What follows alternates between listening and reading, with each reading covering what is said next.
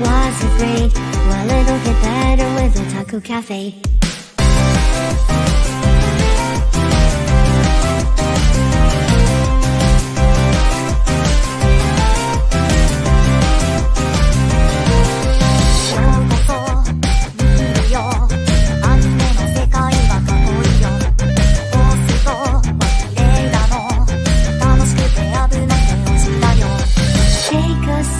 Nostalgia, let the memories bloom.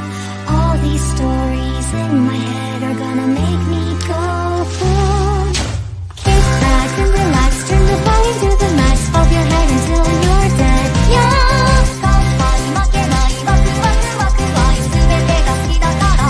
Yeah. Kick back and relax, turn the volume to the max, bob your head until you're dead. Yeah.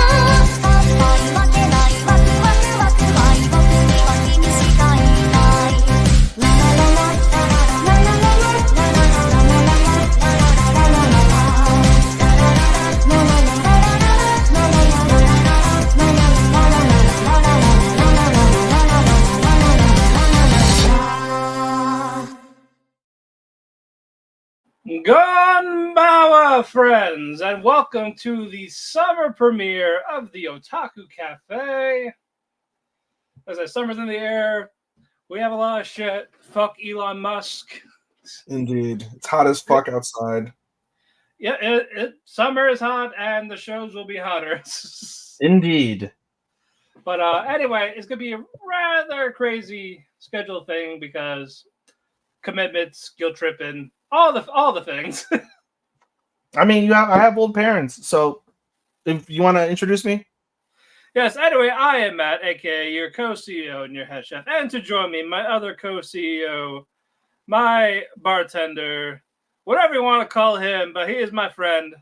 Ethan, how you doing? You're my friend too, Matt. A little annoyed, unfortunately, due to scheduling conflicts. So I have commitment Wednesday, you have commitments Thursday and Friday, and thereafter. So the only time to record is today. And then I got the news sprung on me that, hey, it's going to be dark by the time my sister lands from North Carolina into Florida. Can you go pick her up? And I was like, well, son of a bitch, I got no choice. Do I? So nope, you have no choice. So we're going to speed run a lot of this little bit. And then probably halfway through the show, I'm out. And Matt's going to be by himself because we didn't have this in our contingency plans. Pretty much. So what do you call it? I'll be going over solo. And then for those that are watching us, oh yeah, we're officially on the Dirty Radio Facebook as well. Given if we finish before the wrestling show rewinds, so wrestling fans on the Facebook or on the Facebook channel, this is why you're getting the entertainment side, because Dirty Radio is also a pop culture Facebook page, and we are part of it. So as long as we don't interfere with the wrestling schedules after, we are good to go to be on his page. So thank you, John. Thank you, Johnny boy. Go add it. What? Should I add it now? I did. Oh, you added it? Okay, fantastic. I added it. Wonderful. Subarashi. Yep. Also, another thing. Unfortunately, Twitter went pretty much, hey, you can't do live streams unless you pay. And we don't make money from this channel, so therefore we don't have money to pay. Yep, so that's very, very fucking annoying. It is. Did you hear about them moving them and SpaceX headquarters today? Moving where? So California passed the law. I forget, it's like a numbered law, but the law in particular protects the rights of trans folk, specifically trans children, from being outed. And so, the far right upcry is like, how dare you not let us know that there are trans kids in our bathrooms? And so Elon Musk is like, fuck you, California, we're moving to Texas. He's moving X to Austin, and he's moving SpaceX to Brownsville. Well, I hope that building burns to the ground when they get to Texas. Oh, you hope for a fucking Kyoto anime. Well, this is warranted because Musk is a piece of shit, and I refuse to give him money. So I probably would give him money if we made money off this channel, so that's fine. But he can eat a dick, and I hope he burns wherever he goes. He will in that hot Texas heat. Well, and I hope it's hot enough that the building gets caught on fire. Not in In his 2024. room specifically. In his room. Oh, in his office. Somebody. In his office. You want God to have a giant magnifying glass into Elon Yes, Musk's personal office. and he's the ants. And he's the ant. But because of this, though, we did make an official Facebook page that we will be streaming on there in a couple months, unfortunately. Yes. Yeah, we did not know about the 60-day thing on StreamYard. And I heard about the 100 followers thing, but I didn't know about the 60-day rule. So yeah. So unfortunately, and I don't believe our editor has the restreamed, which is kind of like StreamYard but different. I don't think he has that because I don't think there's that limitation on there. Mm-hmm. So this is the best we're going to have to do. So we apologize. So we're going to lose some viewers because of this, but that's not our fault. It's totally not our fault. We love you. And we have other outlets as well. Like we always say at the end of the show, we have YouTube, we have Twitch, we have multiple YouTubes to be specific. We're on W2M Network, we're on Dirt Sheet Radio, and we're on W2M Network Twitch as well. So if you can't catch us on our personal Facebook, if you can't catch us on the W2M Network Facebook until we get the Otaku Cafe Facebook up, you can catch us on the other streaming platforms that aren't fucking restrictive. Just unfortunately, Twitter viewers, they're very much going to have to post the link on our Twitter pages to do it. That's kind of the only way we can. Indeed. So it's unfortunate. Also, I had a weather warning, so there might be a little issue. As of right now, the rain stopped. So if you see any technical difficulty, we apologize for that as well. But let's get to a couple of news, and then we're going to get right into some of these reviews. Yes. Let's see. The light novel Magic Maker, How to Create Magic in Another World is getting a TV anime in 2025. And the manga Sanda, which is like a action Santa Claus. Oh, The Rock. Yes. Okay, The Rock got a manga. Action mystery of Santa Claus. And this was created by the mangaka of Beastars. He's trippy. Yep. It's going to be produced by Science Sorrow. No release date yet. So we should be getting more information on that soon. That's all great, fine, and dandy. Well, all right. Oh, well, all right, indeed. The web manga Migratory Birds and Snails is getting a TV anime. Mm-hmm. So there is a synopsis. Unpei Mochizuki, a second-year employee at the machine part wholesaler, makes a mistake that causes problems for his clients. Feeling upset, he thinks about running away to a place where no one knows him. That's where he meets Tsugumi Nagisa, a picture book author with a youthful face and glasses who travels around with her dog in her car, which they use as her home. They spend their days on the road, living in the car, and enjoying a new way of traveling, free from any schedule. So it looks like a slice of life. There's no release date yet. I will wait for the trailer on that one. Your favorite, Rent a Girlfriend, the Hawaii arc, or season 4 is coming out next year. So you cannot wait. You're stricken with glee. Anyway.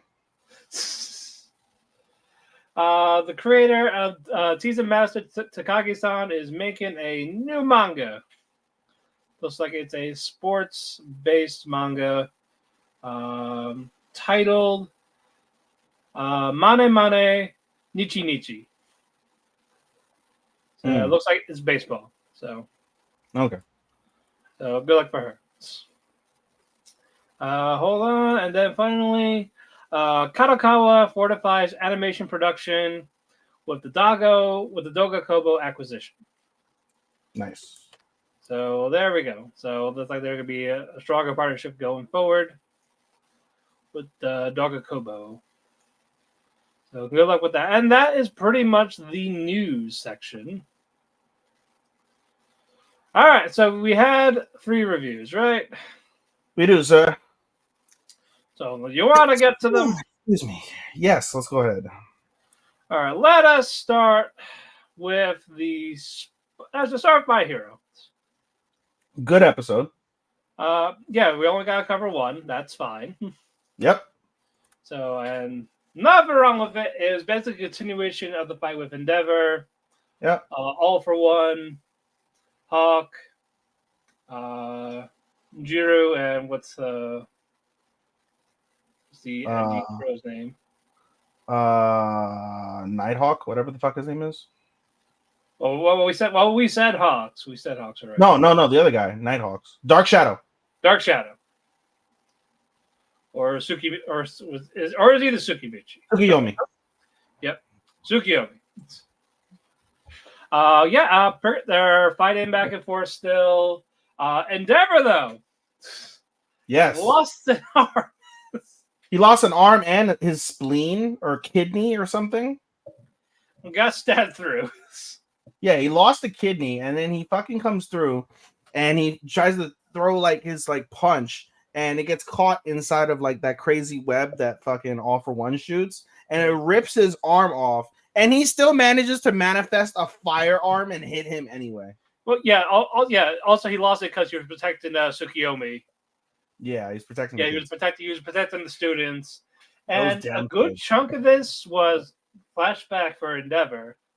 Yeah, but it was he had his internal like come to Jesus moment. Like, you know, he's like on the brink of death. He has his come to Jesus because of you're trying to ask for forgiveness.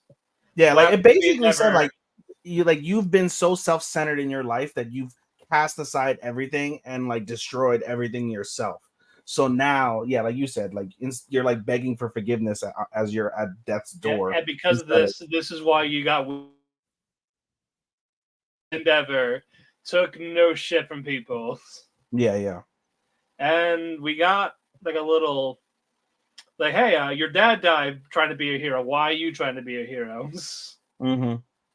This is why you're cold. You're kind of like, who cares about these lives? Fuck these lives. Fuck these so, kids. Like, you shouldn't risk yourself for them. Fuck them kids. And he basically said to his old self, like, hey, fuck you. Yep. So it's like, you know what? Like, I am who I am. Like, I'm okay with who I am, type of thing. He wants to lead a better future. He cannot change the past. Yeah. So, build it up for the future generation. Endeavor kind of squeezes him like a fucking seismic toss type of thing. You see from like fucking Charizard. Gets in the air, and we thought he was going to do the Vegeta sacrifice. I thought so too. And then he did the blow up, and the fucking All for One skin is like burnt to a crisp. It's literally starting to fade. And we hear All for One talk about like, well, this body is done anyway. So. And they mentioned too, like, and as that battle was happening, he's like, you know, I started looking as he was like falling back.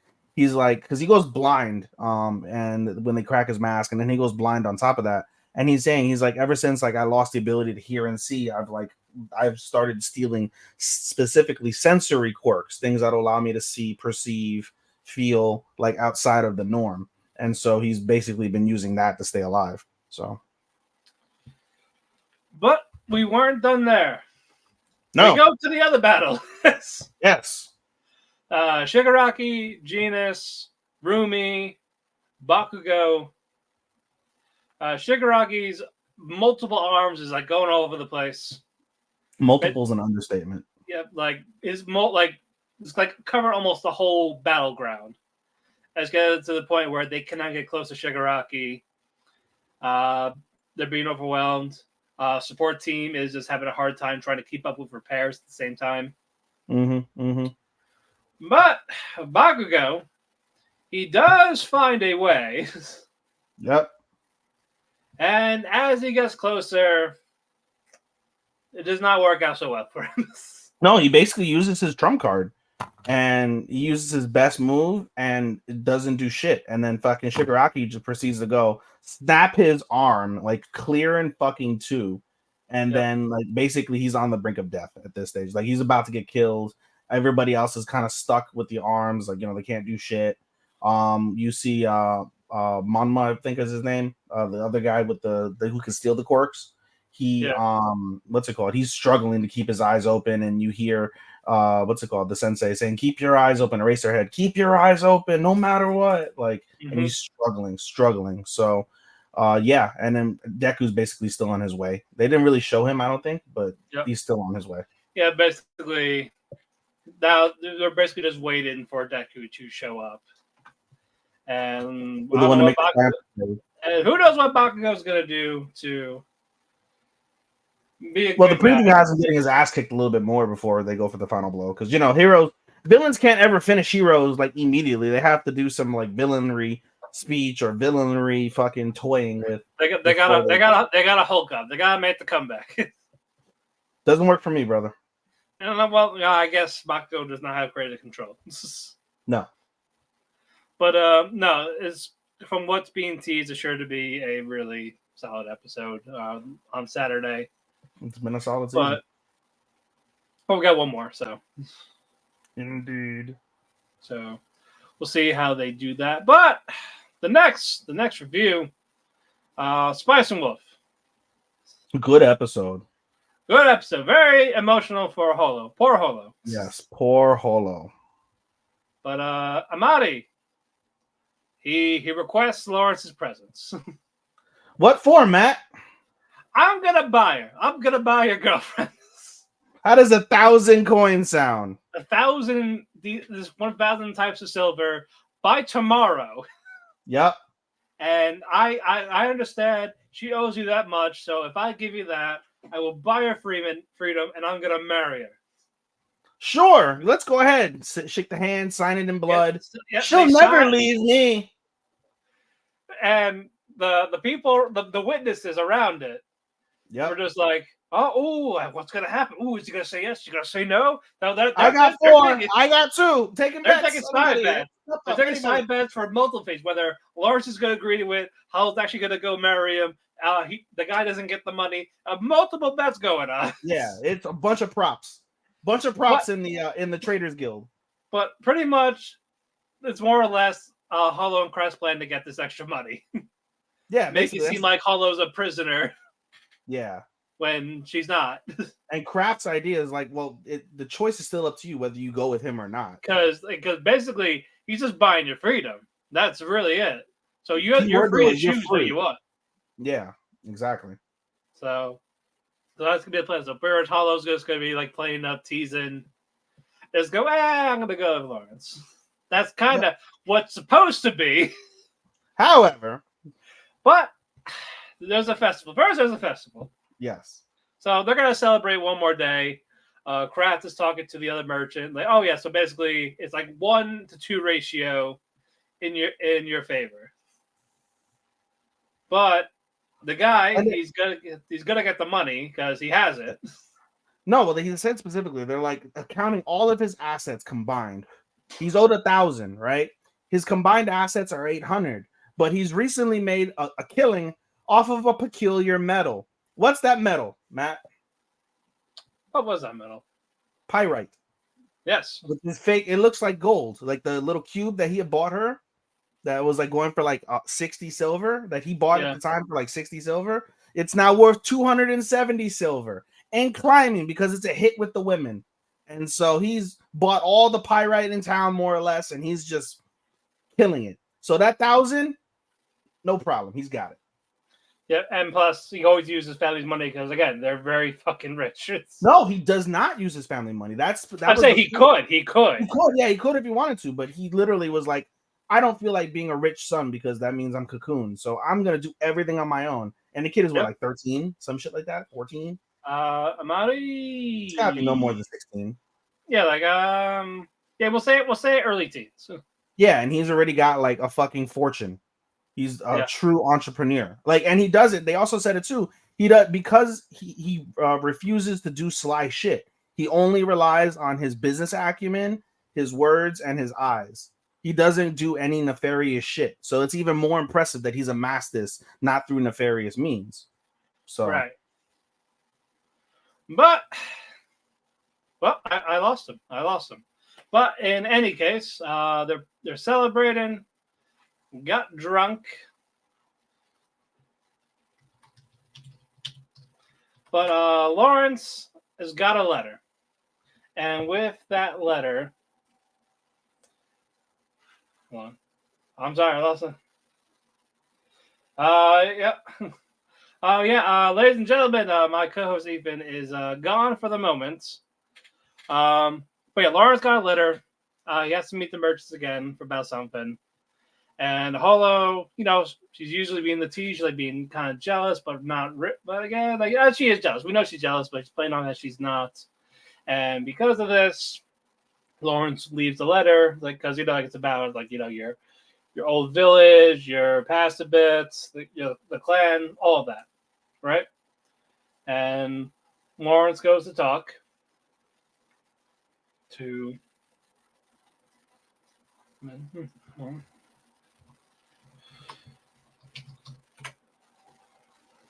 Did my co-host lose? Did he lose me? But hold on. We apologize again.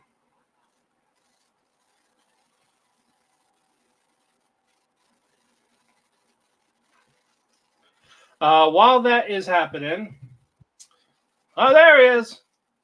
What? There you are. What the fuck? Yeah, I don't know what happened.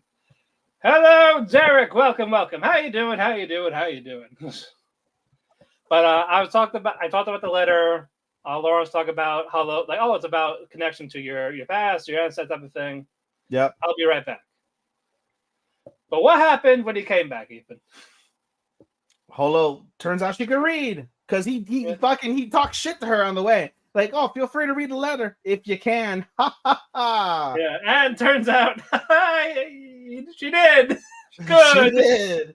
And stupid Lawrence, didn't read the letter beforehand. But before he actually reads the letter, he has to deal with a what's the word I'm looking for? Damn it. Like where you can't fuck, what's the word? Son of a bitch.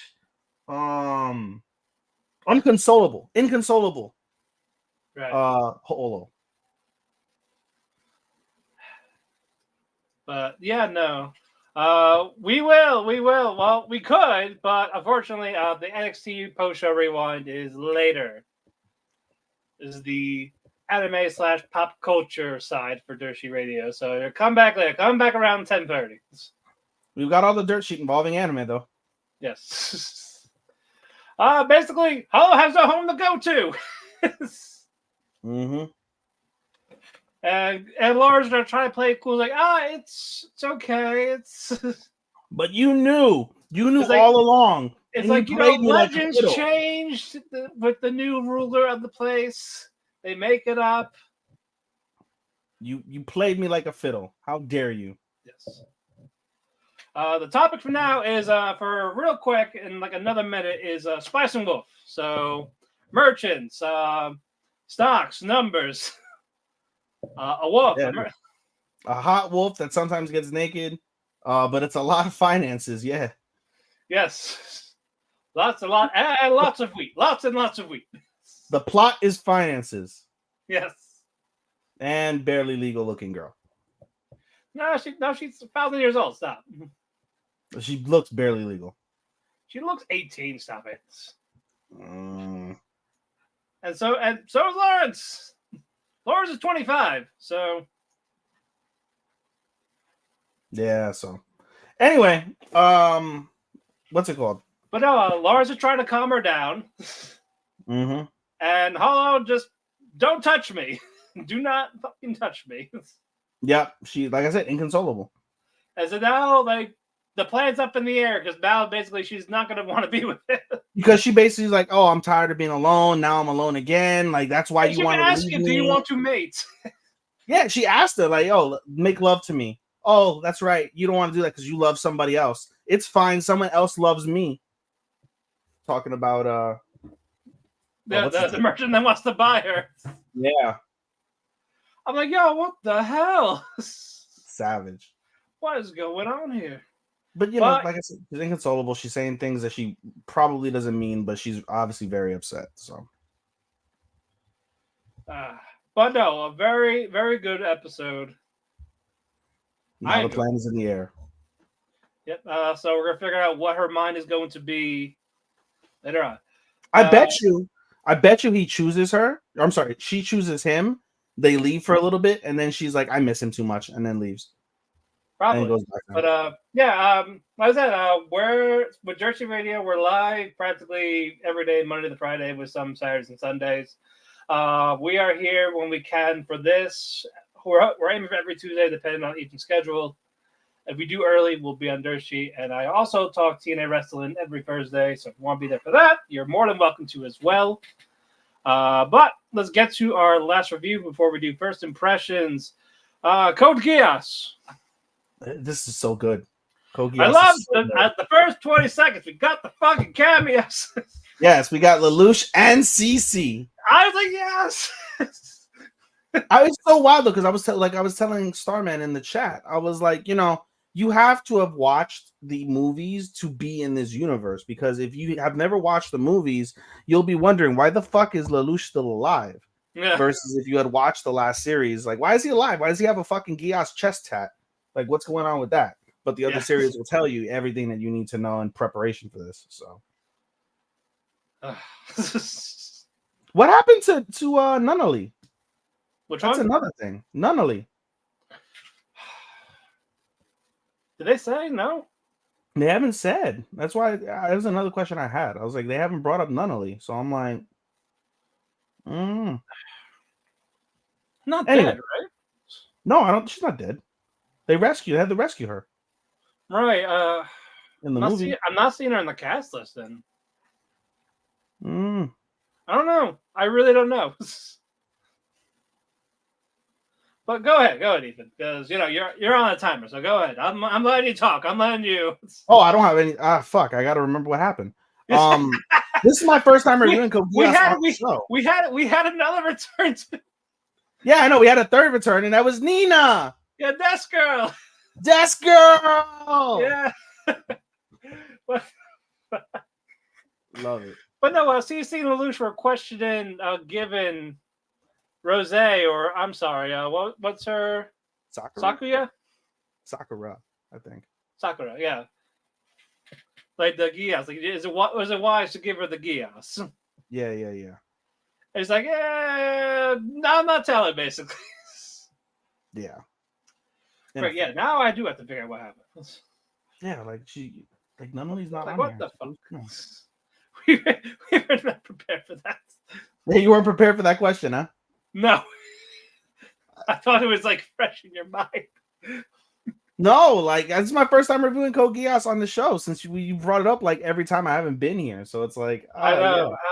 Yeah. They're really heavy. Now, what's it called? It was in prep. Basically, they prepped up for the next fight, and then there was a scene in particular. Basically, two things. One, I think they determined the ace of the nightmare unit that they have, because they have fresh nightmares that they got from Cornelia, who was another cameo. We got 4 cameos in this show alone. Cornelia was in there as well. She gave them fresh nightmares, including a fresh nightmare truth. Rose determined, I should say, that the ace for that is Haruka. She's gonna be captaining like the major, like, OPest of the bunch nightmare that what's his face Ash doesn't do. And then from there, the second piece is basically Rose was able to broker a deal between 2 resistance fighters, because the episode truly starts off with Lelouch and CC talking. Then they go to the OP, and then the actual scene itself is where you see the resistance fighters getting basically cut at the knees by the Britannian army, and they're down to almost nothing in terms of like support or fighters or anything of the sort. So Rose wanted to bring them in, but there's always been a contentious relationship between the 2 factions of resistance fighters, and they don't like to work closely together. And there was a lot of contention going on from that background, but Rose was basically able to broker a deal between the 2. And from there, they just added to their forces. So now they've got even more forces as we go along.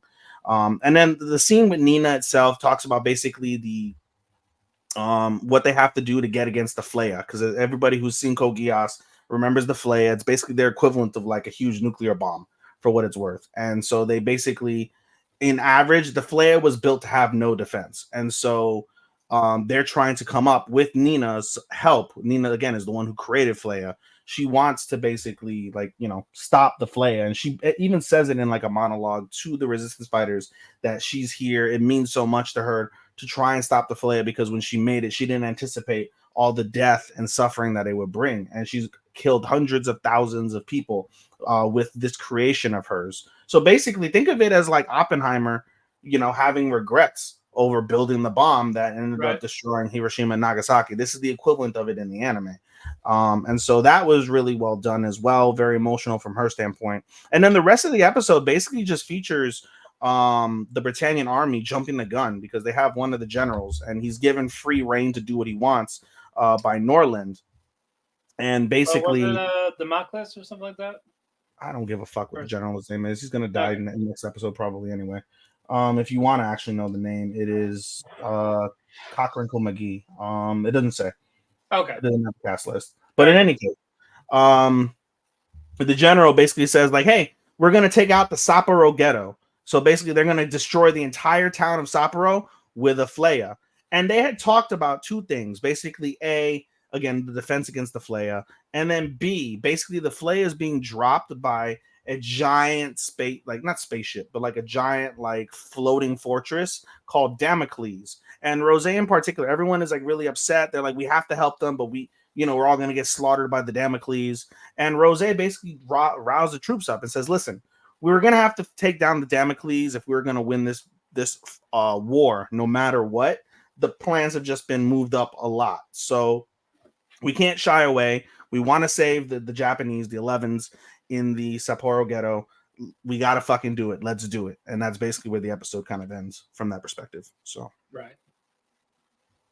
Okay. I'm enjoying the shit out of it. I haven't given a first impression about Code Geass. I'm enjoying the absolute hell out of it. As someone who's got the damn tattoo on my fucking wrist, tells you how much I enjoyed Code Geass. And I frequently say, if the movies never existed and you just got the finale from the 2 seasons that it gave us, it's up there amongst the greatest of all time conclusions to a series ever. I always say that. And the movies throw shit into proportion, despite the fact that I didn't mind the last movie. I didn't give the other 2 a chance because I was like, it's just a rehash with a different timeline. So I didn't really care about that. In hindsight, probably should have gone back now. But nonetheless, I understand the principle of everything. So with the addition of the other one, I thought that gave it even more conclusion. So the fact that this is now a spin-off, I've been enjoying the absolute hell out of it. And just Code Geass is just fucking awesome. I still can't get over the fact that every girl, though, looks like she's got a tit job in the show. Damn near every girl got these humongous fucking like joints. All of them. But anyway, that is it for reviews. We got first impressions. Even since you got basically a half hour, you're gonna do your solos first, and then we'll do some togethers. I don't know what is solo, so I know I'm not. I know you're not watching Days with My Stepsister. Are you watching? It, you can. You got that. Are you? You said you picked up Heroines today. I did. I didn't watch Twilight yet. You can talk about that. You haven't watched Twilight yet? Yeah, no. Okay. So I'll put it. You could do that. Are you watching Indivisible? Which one? Indivisible? Yes. Are you watching Otonoko? No. Otokonoko. Okay. So I got those are your 2? 3? What's yeah. You picked up Astoria. Yeah. Did you pick up Toshimin? How to Become Ordinary? I've had that. Okay. Yeah, no, that's it, brother. Everything else. Don't talk about it. You're watching VTuber, right? Yes. Tower of God? Yep. All right, yeah, that's it. I only got 2. Once you pick up Twilight, that'll be it. Okay. Go ahead. All right. So I'll start with Twilight because it is actually the most serious of the 3. I should save it for last, but I'm not going to since it's on my mind right now.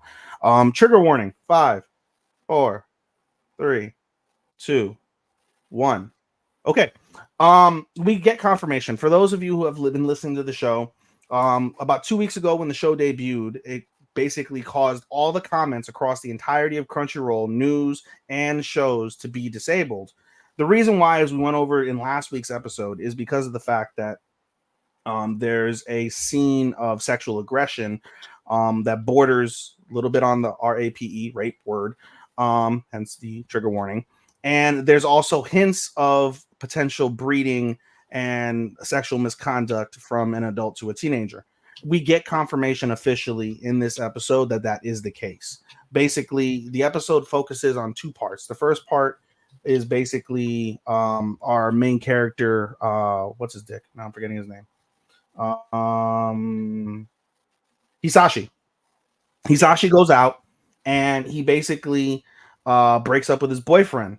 And we see, right, as Hisashi's in the car with him, a flashback. And we learn a couple things. First off, Hisashi's always been kind of like outcast because of the fact that when he was 13, first off, when he was 13, he had his parent, or sorry, his dad, I guess, or mom, whatever, his dad, I think it was, remarried, and he ended up getting a 12-year-old sister. The 12-year-old sister proceeded to get super infatuated with him and began to like throw herself on him, like to the point where like she was about to like basically forcibly fuck her. And his mom, her mom, walked in and he was ostracized for basically trying to have an illicit relationship with his sister when it wasn't the case. It was simply a misunderstanding. Because he was alone for that period of time, he had no one, he had no friends because he's always been a loner by heart. His teacher basically preyed on him and groomed him, and they ended up in a, I believe, a 3-year relationship or 2-year relationship from 14 to 16. They ended in a 2-year relationship. And basically everything that would happen in that type of relationship did. No need to get into that. It's not really discussed, but it's kind of alluded to, so there's no reason to get into that further for point of disgust. But in any case, he basically says he calls him a bunch of names. He goes in. Some of the shit that he calls him is bleeped out by Crunchyroll. That's how severe it is. So he calls him a pedo. He calls him a bunch of other really disgusting things, and he gets slapped in the face for his trouble. He returns home. He's bleeding from the mouth. He's got a fucking swollen face. And Mao immediately, gets him ice, and he tries to comfort him. And Hisashi's very vulnerable at this stage, right? Like he's pulled the trigger. He's and another piece to mention before we get to this next part is he's thinking of Mao, right? He's thinking of Mao the entire time, basically, that he's like contemplating breaking up, because in the past they would argue. They would break up. He would say, "I'm sorry," and he would go back because he was alone. But now he doesn't feel as alone because he has Mao, and he's thinking of Mao. So anyway, we get to the point. Mao, he's being very vulnerable to Mao, and Mao just instinctively, without like giving it a thought, confesses. He says, "I like you. I want to be with you." And they share an intimate moment. They kiss. They look like things about to go down.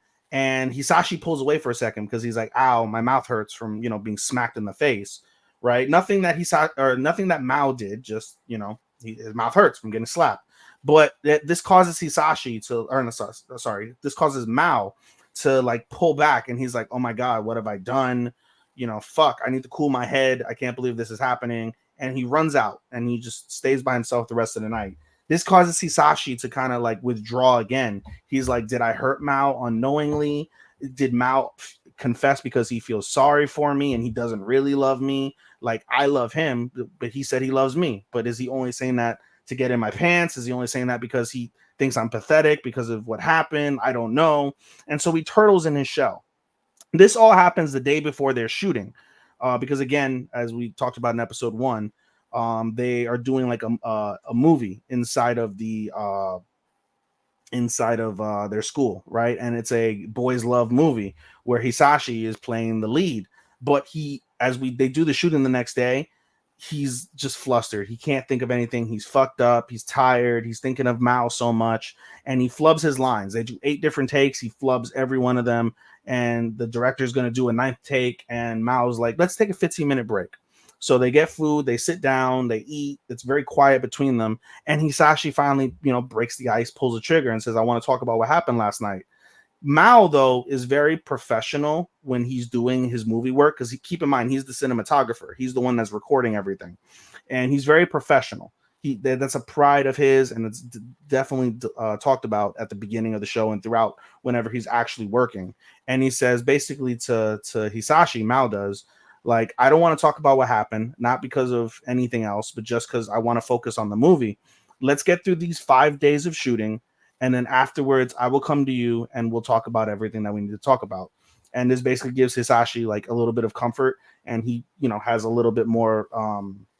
He steals his resolve more to basically continue on with the shooting from that perspective. So really solid, really dark, all of that. And my sister just texted me we landed. Okay, I've got 20 minutes. Give or take. Yep. Okay. So from there, that's it. Love the show so far. This is actually one of the greatest, I'd say openings to a boys love that I've ever seen from that perspective thus far. Through 2 episodes, I think these 2 episodes out of all the boys love the yaoi anime I've seen, I'm thoroughly committed to this point. So helps that it's heavy, but nonetheless, thoroughly enjoy it. I know, Matt, you're going to pick it up soon, so yeah, looking forward to our conversations on a weekly basis. From there, next is we'll talk about Senpai as an Otokonoko. Basically, that show is a show. It's a cross-dressing show. To me, it really feels more like a trans episode. If I'm being quite frank, it really feels like, and there's basically hints of it. Basically, when we get to episode 2, we're at the point now where we learn that his parents are extremely homophobic. His mom specifically, I don't think he even has a dad. His mom is very homophobic, and he just, throughout everything that you see through the first 2 episodes, it's clear that our MC, I believe his name is Makoto. Let me see. Makoto. It's clear as day that basically he enjoys being a girl. He wants to be a girl. He wants to live as a girl. It's really obvious. And he cannot because of these, expectations that his mom has, doesn't want to let her down, all this other stuff. He can't be his true self. And that's really what the first 2 episodes really center on as a first take, is that my sisters keep running me. Yeah, in a couple minutes. What they're telling you? She's telling you to go now. Yeah, she said she just landed, but she's basically leaving. So I'll do these and then I'll dip out, and then I'll see if I can join in the car. Okay. Anyway, he can't live his true self. He wants to be so bad, and he just can't. And the other part of it is basically a love triangle. His kohai, May, I believe her name is. Aoi. My bad. His senpai Aoi really likes him and really, is really accepting of his 2 parts of being male and female in essence, and really likes him. And unbeknownst to Makoto, his best friend Ryuji also has a crush on him. And so basically they both go back and forth in terms of their love. Aoi's very forthcoming with everything. Ryuji, not so much. Again, Makoto has no clue about Ryuji's feelings. But they're there nonetheless. He's got two good friends. They're there for him. They don't care. Fuck, Mom. Yes, I know. God damn it. Shut up, Mom. Gosh. Fuck me. This is what I hate. She could have fucking gone, quite frankly. It's still light out. Son of a bitch. Where was I? Yeah, good friends, there for them, all that. It's really she's quite literally in the closet, or I guess Makoto, because he still calls himself a he at times. Yeah, no, again, that's why I said it's more conscious that he identifies as a he, but still dresses like a woman. He's literally got a shed at school, and it's all feminine. He's got a wig. He's got his a locker in there where he puts his girl uniform. He literally goes to school in a boy uniform, goes in that little shed, changes to a girl uniform. After school, changes out of the girl uniform back into the boy uniform so he can present as a boy to his homophobic mom. Yeah. And so episode 2 focuses a lot on him coming out for the first time in public as a boy. I'm sorry, as a girl rather. And he gets hit on by this dude, and he's all excited, but nothing too crazy. He just wants to be with his friends. They go dress shopping. He buys heels. He buys the frilly dress because they have this formal ball type of dance thing that they do at the beginning of the school year after summer break. So he's very much looking forward to that. And there's one thing in particular in episode 1, Aoi, as a gift, gives him a pink handkerchief, and it's cute. It's got a little whale with a little heart. Really cute, really nice. He loves it to death, right? Loves it. And from there, he was supposed to leave it in his locker, but he doesn't. So he sees that he has it in his person and he puts it under his bed. That day when he's trying to figure out what to wear to go, shopping with his friends, he leaves his room very unkempt and his mom cleans up the room. And the episode 2 ends with her finding the pink handkerchief and knowing how her son already has homosexual tendencies. Quite is like it's the typical scene. Like the house is dark. He turns on the light. The mother's in the kitchen by herself, staring at the handkerchief, saying, "What's this, son?" Like knowing some shit's about to go down. So, it's intriguing from the standpoint that it's really sad. I think. Whoops, my bad. I removed myself. I was I like, think no. No, I just think it's really sad. I've come from watching these shows, these LGBTQ plus shows, to really like appreciate, the we've talked about this in the past about how love is love, doesn't matter who, what, where, as long as you're not fucking kids or animals, you're good, right? And so it doesn't affect you, it shouldn't matter. And so from that perspective, I just find it really sad. I find myself really like, a little down when I watch this show because we have Makoto and he just can't live his truest self.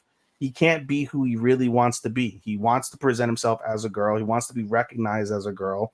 He feels comfortable being a girl, and he just can't. And there's things around him that won't allow him to do that. And he's too young to make that decision of fuck everyone and everything. I'll be by myself if I have to, so I could be my truest self. He's not there yet, and perfectly understandable because he's only like 15. So I get that piece. And then obviously the second piece that kind of falls in is the love triangle and how that's going to play out over the season. But I find that less. I find Aoi's part, that's whatever. The real part really is the Aoi portion where you have Ryuji, who appreciates his best friend but has feelings for him in like a little bit of a romantic way. So that's to be had. So I'll say that much about it. Still enjoying it. I've got no drops, by the way, because unfortunately I have to dip after this last review, but I've got no drops. So, like I said, I'm gonna see if I can join in the car.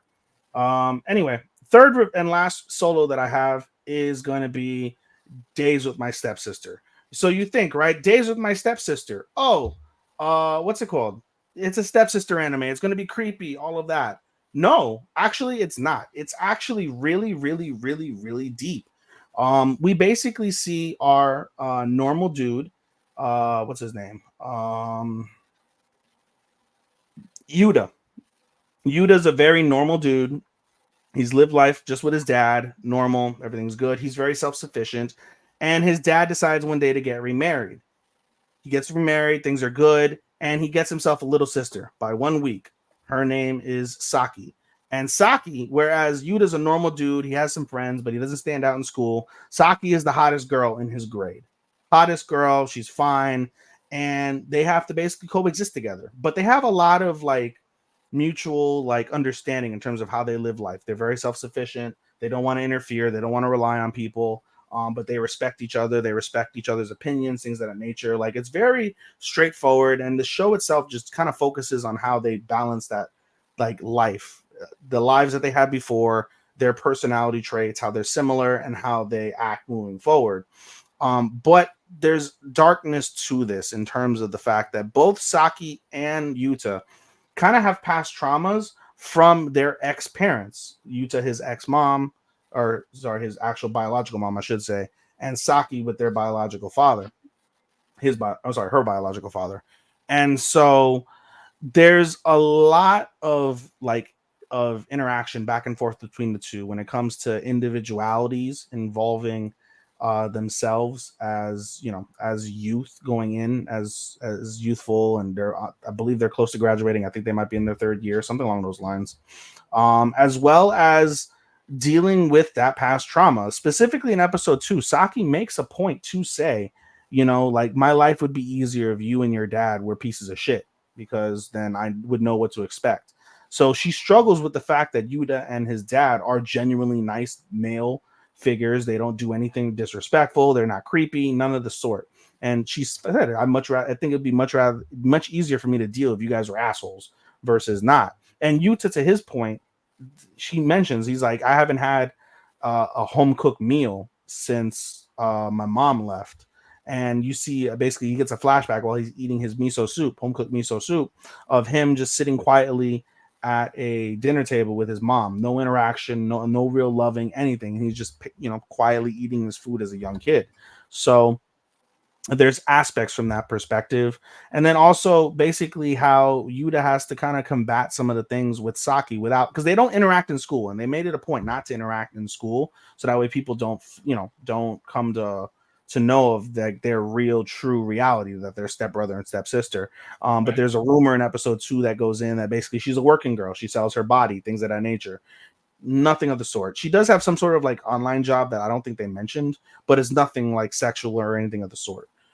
So we get that confirmation. And the end of episode 2 actually ends pretty interestingly with the fact that Yuta gets home from school, and he's just got all the conversations that he's had in his mind. Like he's very like being thoughtful and really being what's the word I'm looking for? Really pensive in terms of the things that they've discussed throughout the episode. He gets out the shower, he goes to look for Saki, and her best friend, who are in their same grade, are sitting on the couch. So now somebody's going to know their real secret, and we're going to see what happens from there. So really, really solid from that perspective. Alrighty. On that note, I'm being rushed to go out the door. I'm going to try. Actually, let me see if I can get on. I probably need the fucking login information because I haven't logged in on StreamYard on my phone. Where is? I don't even have. Do I have it? Yeah, I do have it. Let me see. Can I log in with a join a studio? Actually, I've got an idea. Invite, copy, paste. You're going to be a guest on your own. I'm going to be a guest on my own show. Hell yeah. See if it works. Okay. Let's see if it works before I leave. Copy. Paste. Enter studio. Wow. All right. Well, while you're doing that, I'm gonna start talking. I'm gonna drop out of here, and then you guys are gonna walk with me in real time. Sure, walk if you talk to you. We'll go with that. But anyway, first show I'm gonna talk about Nare Nare, aka Cheer for You, which is an original anime that's cheerleading.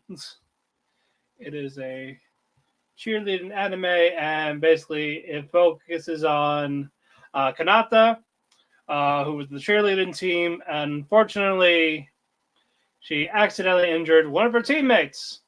Oh. So because of that, like in a wheelchair, doing physical therapy, trying to walk again. There he is again. I'm live, so you guys will be driving with me while Matt talks. Yep. So I would say mute yourself so we don't hear you talking to your sister or driving. Yes, I will try to butt in when I can. Yeah, because we don't want you Me Too'd or hashtag canceled or anything. Not at all. Not at all. Don't say stupid shit. No, my sister's 50 fucking 3. If anything, like, nah. All right. Well, don't say stupid shit. I mean, that's pretty difficult considering who I am. I know. I'm gonna mute myself right now because I gotta pee. Anyway, keep talking. Anyway, picks up. So her team needs like a new member to try out type of team. She meets Anna, who is a transfer student. Also meets Shion, who is a part of Obani's school. And Obani is this parkour student. Doesn't talk to anyone. She's always living on the edge.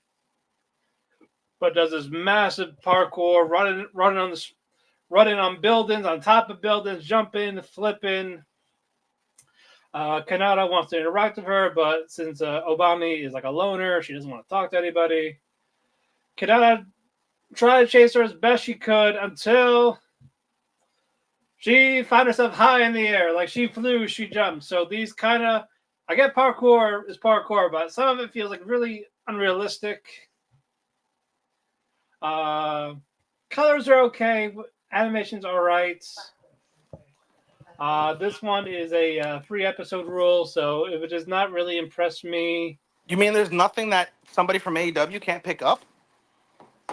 Yeah, it's perfect for AEW fans, but Yeah, it's perfect for AEW fans. Okay. Yeah, the gymnasts. But I'm giving the free episode rule. For those that don't know, that means that if it does not impress you in free episodes, you just drop it. So that's the only one that's on the chopping block. Moving on. My wife has no emotion. Takuma is a single office worker who has a robot house worker named Mina. One day, Takuma got pretty drunk and starts joking about how Mina would be the perfect wife for him. You know, she is a house cleaning unit. So all she can do is clean and cook, nothing else. But Mina, since she doesn't understand human emotions that well, she takes his request seriously. And so basically, Mina basically tells people that she is this guy's wife. So, and Takuma is trying to help her out with these emotions these past 2 episodes. Mina, she can talk, but like not like through her mouth, like she's like kind of like a speaker type of thing. She can't go outside long. She can only be active for a half hour, unless the sun is out, because she is solar powered. So as long as it's shining out, she can walk for a while. She does get a little bit of human emotion here and there, mostly with just the facial expressions. But Takuma, as I read the manga with Chris, and the adaptation is not great.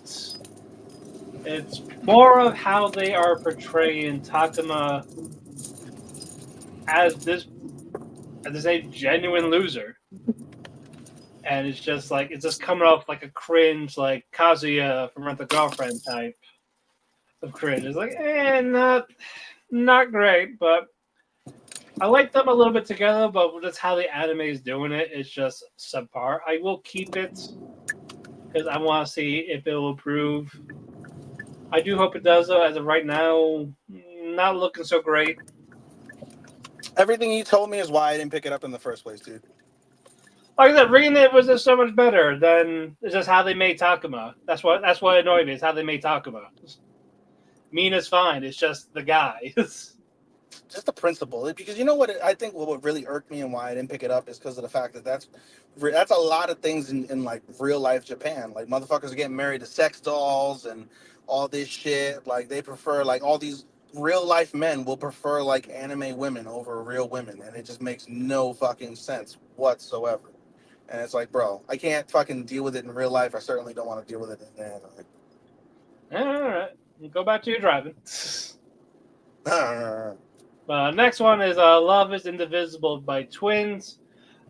June is the childhood friend of these two twins, the Jingugi sisters, Naori and Rumi.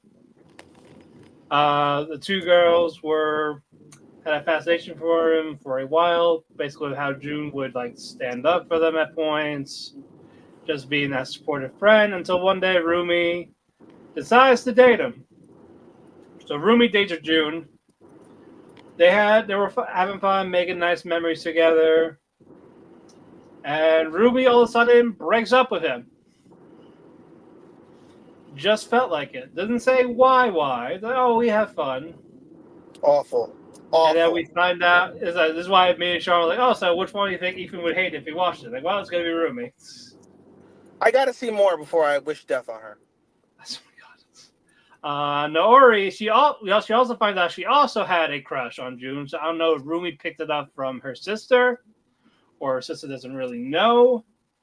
I thought at first it was gonna. I got confused between the two girls because they didn't change their hairstyles until middle school, and so my thought process. The hairstyle's different. And when they were like what 8 or some shit when they met. When they met, they're the same, but as they're older, Naori has the longer hair. Rumi's shorter hair, and then the other girl has the longer hair.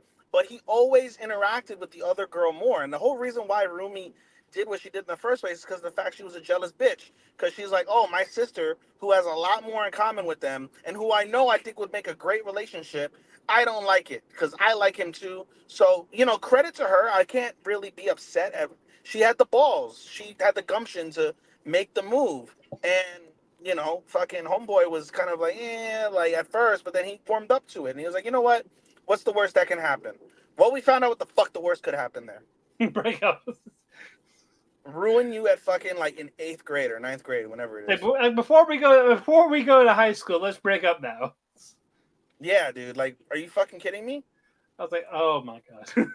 So then you already know what's gonna happen. Like, he's gonna get with homegirl, but he's gonna like we already know like the plot. You gotta think, right? He's gonna like start developing feelings for the other girl, but he's gonna be so emotionally scarred from Rumi that like he's gonna be hesitant, and then eventually he's gonna warm up and things are gonna get potentially hot and heavy.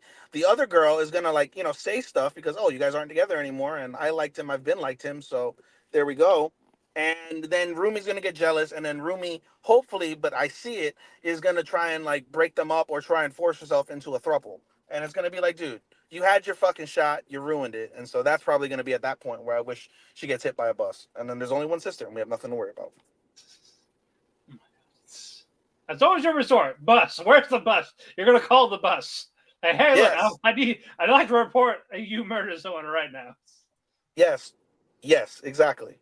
Exactly. But moving on, 2.5 dimensional seduction.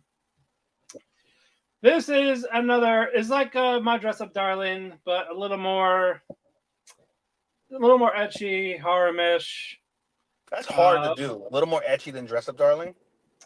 But a little bit, yeah. That's hard to do. Well, it's supposed to be more etchy focused than Dress Up Darling. But Masume is an otaku. He has an otaku club, manga club. Hates woman, hates 3D woman, prefers the 2D. Has a waifu, has sculptures. Awful. Like awful. He's very cringe. And then one day, Amano, the new girl, she comes in. She's just as much otaku as him, and this throws him off guard. Like, no, women don't like this. They like shoujo mangas. They like all this.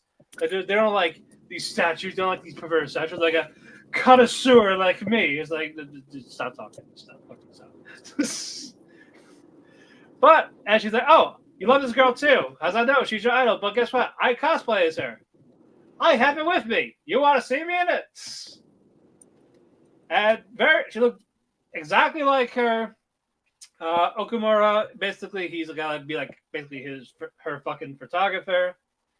And Amano, she's like very detailed with the costume. Like even like, oh, there's one chapter where they show her ass a lot. That's why I got a thought for her. So she kind of bends over and says, hey, what do you think?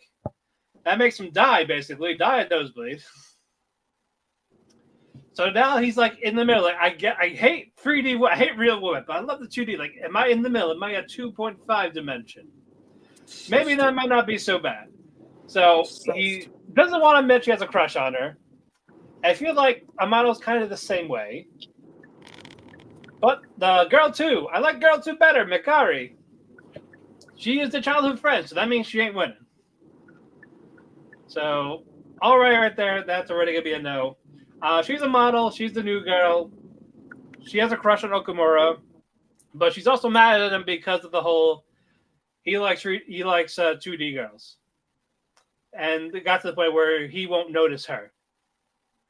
That's why she tries so hard with the modeling, even wants to cosplay, thinking that it would get him to notice her. Again, glorifying reality in Japan. That's really fucking stupid.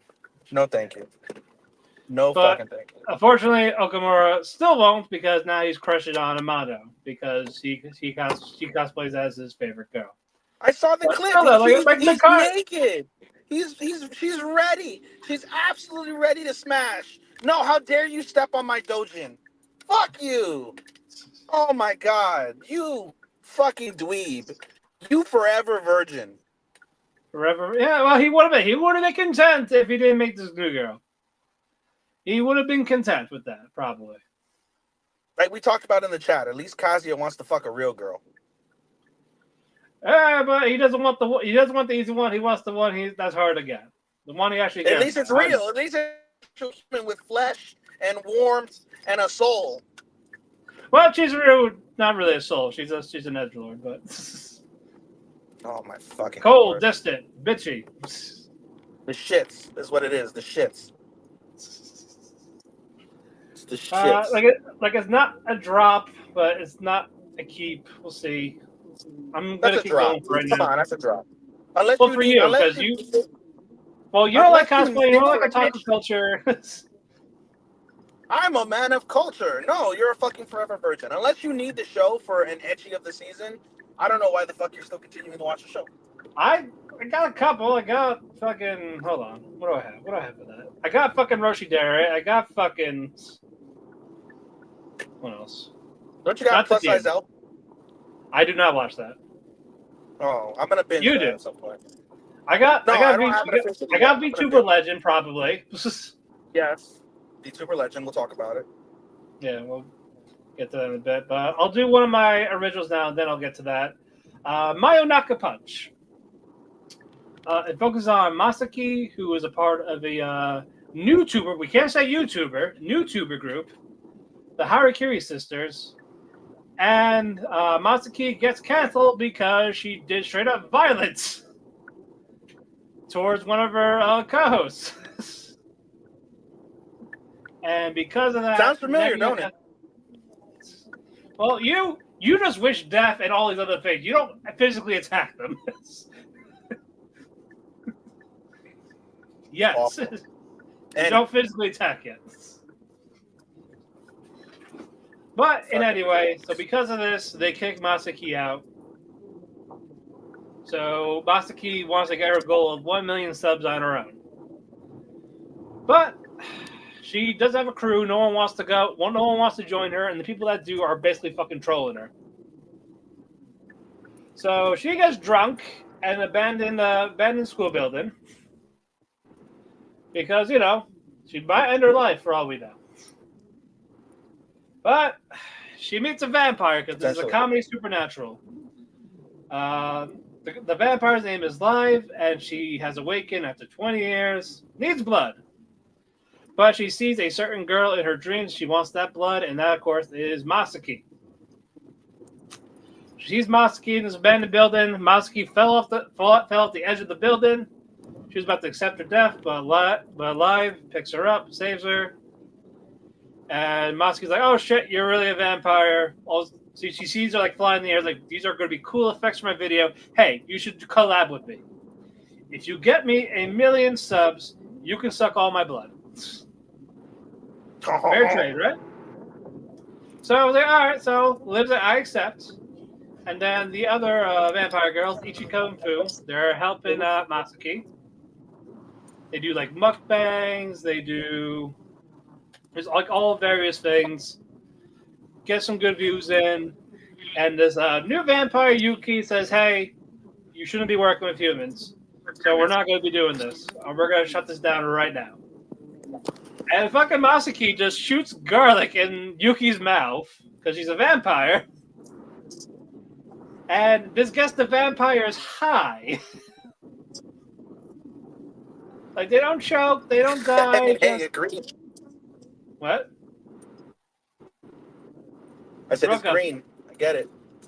I mean, I said it's white. green. Green, baby. It's white, technically, but yes.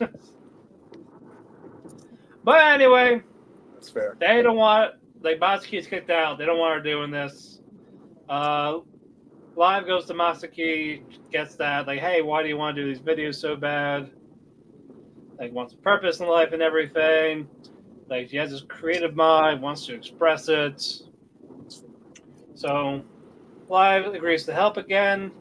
Fu and Ichiko are back on board.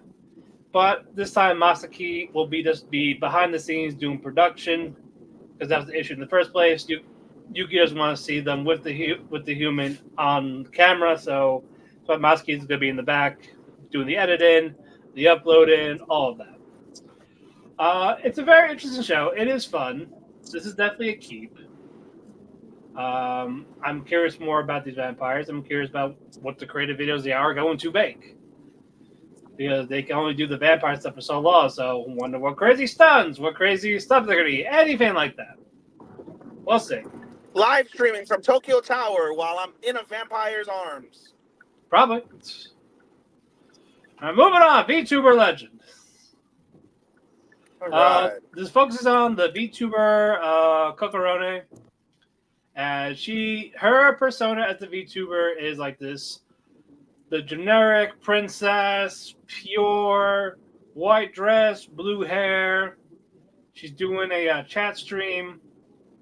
And after she says goodbye, cracks open a few cold ones. And she's like Strong her, zeros. yep, and she's like her normal self, which is basically vulgar, no filter. This is Ethan's waifu of the season because of it. I mean, she doesn't change clothes. That's not really a turn on. I know, it was like very, very raunchy. Talks about gooing in, rubbing off blood on these other VTubers. Well, let's get married and have sex. Yep. Yeah, Oh she my says God. this to the two VTubers she looks up to, Utsuki and whatever the fox one is, Shion. Yeah. Let's She- get Yuri sex. Let's do it right now. It was like, what? What do you want to ask me? You want my measurements? You want... I'm like, what the fuck? It was fucking hilarious. It was the absolute worst of every single live stream every live stream comment like section ever was her. Like, just that's the fucking thing, typing like- away, shit faced out of her mind. Unfortunately, this is actually accurate to how VTubers can act towards one another. It's wild. And it's right? just, oh my god, because, yeah, if you're an 18 plus one, they're all very horny and sad. Yeah. But Kokorone, she passed out when she woke up. Her agent calls saying, hey, turn off your stream, because she forgot to turn off her stream. So they heard everything she was saying, but out of character. And she proceeds to throw up from A, being hungover as fuck, and B, the shock from Yeah. what the fuck has just happened. And turns out she went viral, and they love it. Yes. So more of that.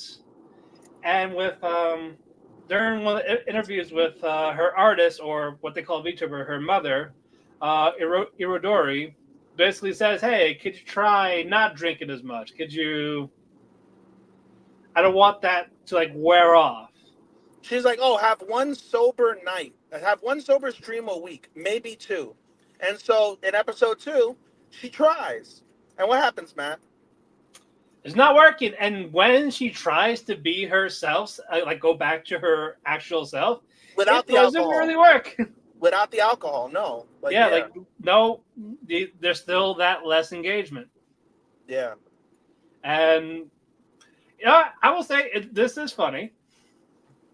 Very. I don't like how that their actual VTuber avatars are their actual clothes, because I've done VTuber, and basically you don't have to dress up in that behind the camera, because it's just a model on the screen. Right. So you can wear whatever the fuck you want. They're not going to see it unless you don't have your camera set up the right way. Right. So, like, it's just the avatar. The movements of a VTuber avatar is very accurate. That's how they move. That's how they're moving in the chair. No, like when you're in the chair, like how I am right now, the upper body is moving. Like they really can't move the arm. Is that because of the camera? Like you would think, like if you really wanted to spend the money, you would do like motion capture, like put the balls all over your fucking shit and whatnot, and then you could do everything. Well, that's for rigging, and there's a limitation with the rigging. You can't do like full on motion. You could do it. Could match how you speak. You could do certain like taunts, but you can't. Yeah. But it won't move on its own. Like if you're doing this, it won't do that with you. Arms will move. Yeah, I mean, really, when you look at VTubing, the first thing we saw was last season alone with Kiwi. Yeah, that was a big one. Yeah, pretty much. Yeah. So I was I am gonna say by it. This is definitely a keep. It's all the alcoholic degeneracy. But let's see. Moving on. Let us go with no, not that one. I'm gonna save that one. Saving that one too. Autry, My Dear Moments. This is a drama romance sci-fi based on a visual novel game. This focuses on Natsuki, who has a shit ton of PTSD. Yes. Lost his mother and I believe it was like an earthquake A or leg. something. And a But leg. he also lost his family, but he lost his leg. Yep. Prosthetic leg. So basically, what him and I guess colleague Catherine are doing is digging up maybe his old churches because my grandmother was this brilliant scientist. Maybe she has some stuff I could sell for a better leg. But during that, finds a capsule, and inside it was a little girl. And you skipped over the fact, Matt, that it's not really a review. I was gonna say, but it's still important to paint the picture from the aspect that when this world, talk about climate change, and they've said climate change has affected the world. A dramatic rise in sea level has caused a lot of Japan to go under the ocean. Hence why his grandma's house is under the ocean, and that's why they're looking for the treasure and all of that. And so, keep on going. Sorry. Yep. Finds a little girl in the capsule. Natsuki, he kind of has a little PTSD moment. Capsule opens, and you find out it's a robot girl named Atri. Gets Natsuki out of the water. Yes. Basically, his grandmother's big project, humanoid, this type of gen model, but a little bit older, but she's also unique at the same time. Problem is, she has no memories. Like her memories for her past life. That's how realistic she is. She remembers a lot, Matt. She remembers a lot, but there's one particular thing she has. Yeah, her last order that the grandmother gave her. Yes. Which no, because why? They made me so human that I forget certain things, and coincidentally, it's the one I really need. Oops. Oops. And then Capra's like, let's just sell her. You can get a new leg. You know what? I'll take it with me. I'll find a buyer on eBay, basically. For real. She doesn't give a fuck about no feelings. She just wants money. Yep. And Natsuki he reluctantly says yes, but eventually he wants to change his mind. Tries to chase after, falls over. Yep. And he sulks to his school crush, I guess, Minamo. The redhead girl. Yeah. The girl that's got an unrequited love, in effect. Yep. And trying to get him back into school, and he doesn't want. He wants none of that. None of it. But yeah, he basically kicks her out. Wants to be left alone. And when he wakes up from his sadness in the middle of the night, Atri's right there, and says, "I'll be your leg." I thought that was cute. It was indeed. This is definitely better than Wife Has No Emotion. From judging by how this is going, I'm definitely gonna have a heartstring talk here and there. But we'll see what happens with that. This is definitely a keep. I like the visuals for this as well. Very fun. But it seems like Eben is busy. He's buffering. But while that's happening, let us go with Tower of God Season 2. This focuses on Wagon Ja, or Ja Wagon.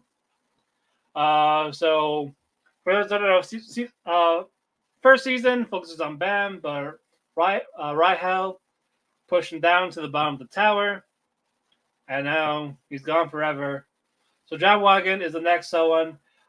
He has been failing to go past the 20th floor, failed multiple times on multiple exams, but he tries one more time, and he sees this long hair man, ponytail, doesn't speak, doesn't really have a name, and there he goes again.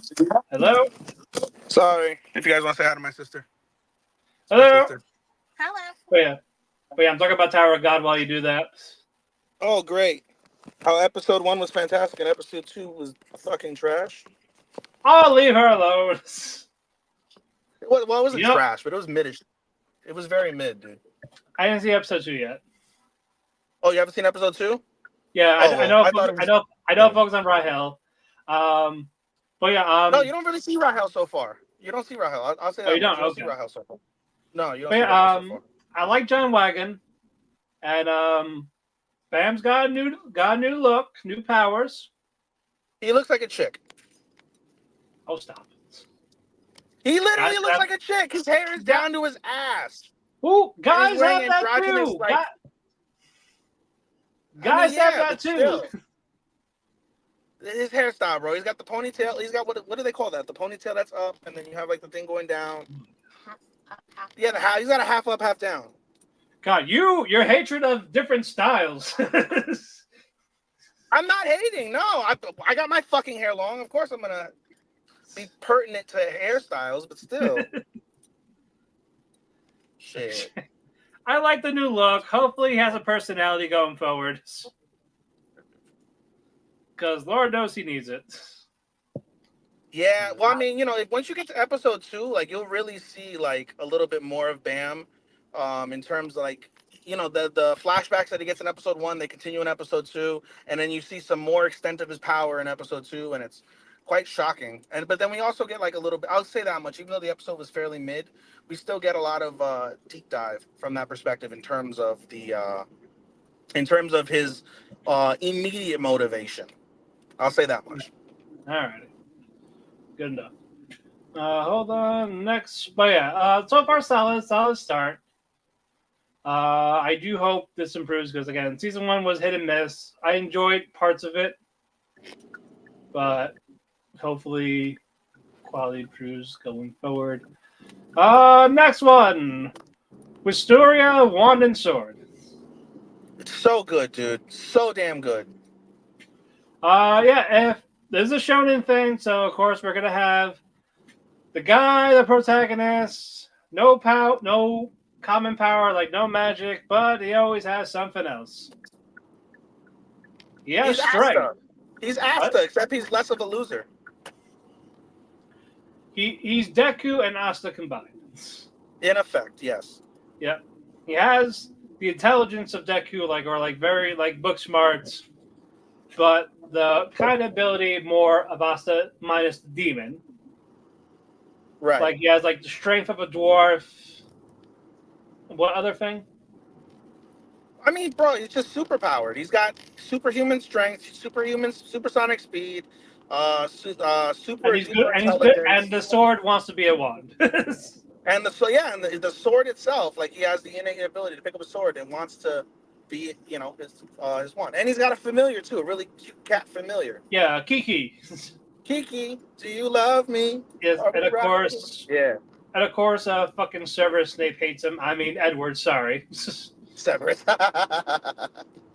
And fucking what you call it? Workner is Dumbledore. You can't tell me different. She's more of a bitch than Dumbledore, but yeah. And of course, we got the Colette, who is basically thirsty for Will. I feel bad for Colette. I really do. I know. She is nice. And she's not a childhood friend either. She's just the one person that was there. I call her a childhood friend because she will get rejected. She is the... It's inevitable. The rejection is inevitable. Yeah. Well, who knows? Maybe not. Maybe no. Sorry, because she wants to go to the top because she made a promise to what's that? Elfie. Elfie. Yeah. So there. That's the true love. Yes, it is. Did you see episode 2 yet? I did. Okay, cool. Yeah. So like I said, story wise, it is basic, but the production is really good. I like the production, I like the animation, and I like the visuals of it and the action of it. Characters, I'm sure, will definitely grow on to me, but again, production is definitely saving it. I like the background. You know me, I'm a Harry Potter nerd, so the principle of everything combining, it literally is Black Clover meets what's it called? Meets Harry Potter meets all that shit, dude. Right. I'm enjoying it very much, and of course, like you said, the production, the animation, really solid. That end of episode one. That is the big thing carried it. But I am still on for the ride. Oh, 1,000,000,000%. I credit Starman for getting me on this one. This is one I didn't have. I was content with my 17 shows, and he's like, "Dude, you got to add the story." And I was like, I didn't watch Mashal, so he's like, "Oh, it's Mashal meets Black Clover." And I'm like, I didn't watch Mashal. Let's give this a go. And boy, I'm happy I did. Yeah, and I got fucking 3 to 4 thanks to all you assholes. Yeah, well, you know, it's a thing called it's a thing that I don't practice very often in real life, Matt. It's called what's it called? Conservatism. You gotta be conservative. You gotta be choosy, selective. I know, but yeah, like when I was doing like my tier list top 10, like I wasn't happy with like half my choice. Like, you know what? I need to shake it up. I need some actual good stuff. I need to make my life more difficult and watch more shows. It should be fine. Yeah, better you than me, buddy. Yeah. Now moving on. Machinine, or Too Many Losing Heroines. Basically, there's 3 people that get rejected at the same time, Yes. and they seek comfort in this quote-unquote background character, Kazuhiko. First, it was Anna at the diner. This popular girl gets rejected by a childhood friend, and fucking does self-indulgence and like pity eating. Runs Natsuki's bill. Sorry, Kazuhiko's bill. So now $36, give or take. yeah, so now they're gonna be friends until she pays him back. Lemon has a crush on Mitsuki from cram school, and he rejects her because he's going to cram school with another student. It's I so believe their messy. name is It's Kota. a show of mess. It's a show of cinematic brilliance and a whole lot of mess. Yes. And then another one, Chica, she also gets rejected. So basically, this fucking Kazuhiko guy is going to be like the silver medal to these 3 women. The ultimate friend zone guy. Like, you're hoping that like he breaks out of the friend zone at least with one of them, at least, you know. But he's like the ultimate Right like now, he's the trauma comfort bonding friend. partner. And, like, yeah, he's the trauma bonding friend. Hi, my name's Kazuhiko. Come trauma bond to me.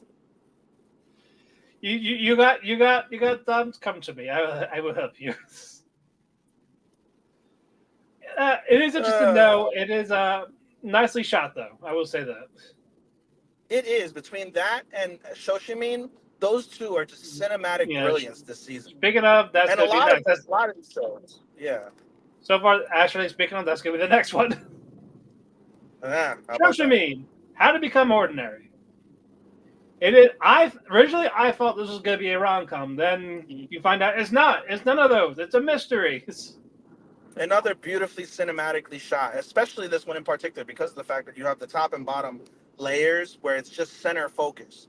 And there's a lot of. It's more like a widescreen shot type of. It is very widescreen shot. Like you definitely get like anime movie vibes just from watching the show. And even the one of the things that we haven't glossed over, or that we have glossed over, I'm sorry, is that when you look at the which one? Nope, we got a little more to go. When you look at like the way that the details are really done in the show, right? You have your the way that the eyes are, the way that the picture fades, you have different shade effects when you're under trees, you're going under awnings, things of that nature.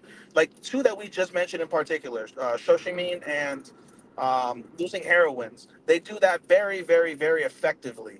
And it's very, like, what's it called? Visually gratifying to see that, Right. But, no, I'm enjoying it. But with Shoshimin, it's a mystery. It focuses on Kobato and Osani. Basically, they're like wisdom or like mystery nerds type of thing. Right. And basically, they're like, oh, maybe this is why we don't have friends, because for the high school, like, let's be different. Let's actually stand out. Right. Let's be ordinary. Let's just avoid drama and conflict and just live our individual lives. But at the same time, they can't get away from mysterious incidents or misfortunes. They're just drawn to it. I think in particular, what's the dude's name again? Do you have your lights on? The main guy? Yeah, the main guy. Kobato. Kobato. I think especially when they allude to it in episode 2, where they say, you know, I don't, where what's her face, the other girl, Osanai was like, oh, I don't mind if you, you know, play detective, and he's like, no, I'm done playing detective. And there's a forcefulness in which he says that statement that alludes to that potential childhood trauma rather, that Jogo had specifically mentioned. So, like you said, in terms of the aspect of being drawn to these mysteries and these peculiarities, like there's that piece as well that really stands out and makes you want to like see where this unfolds and see like what, you know, background that we get from these. Also, real quick, R.I.P. to those tarts. Those innocent tarts.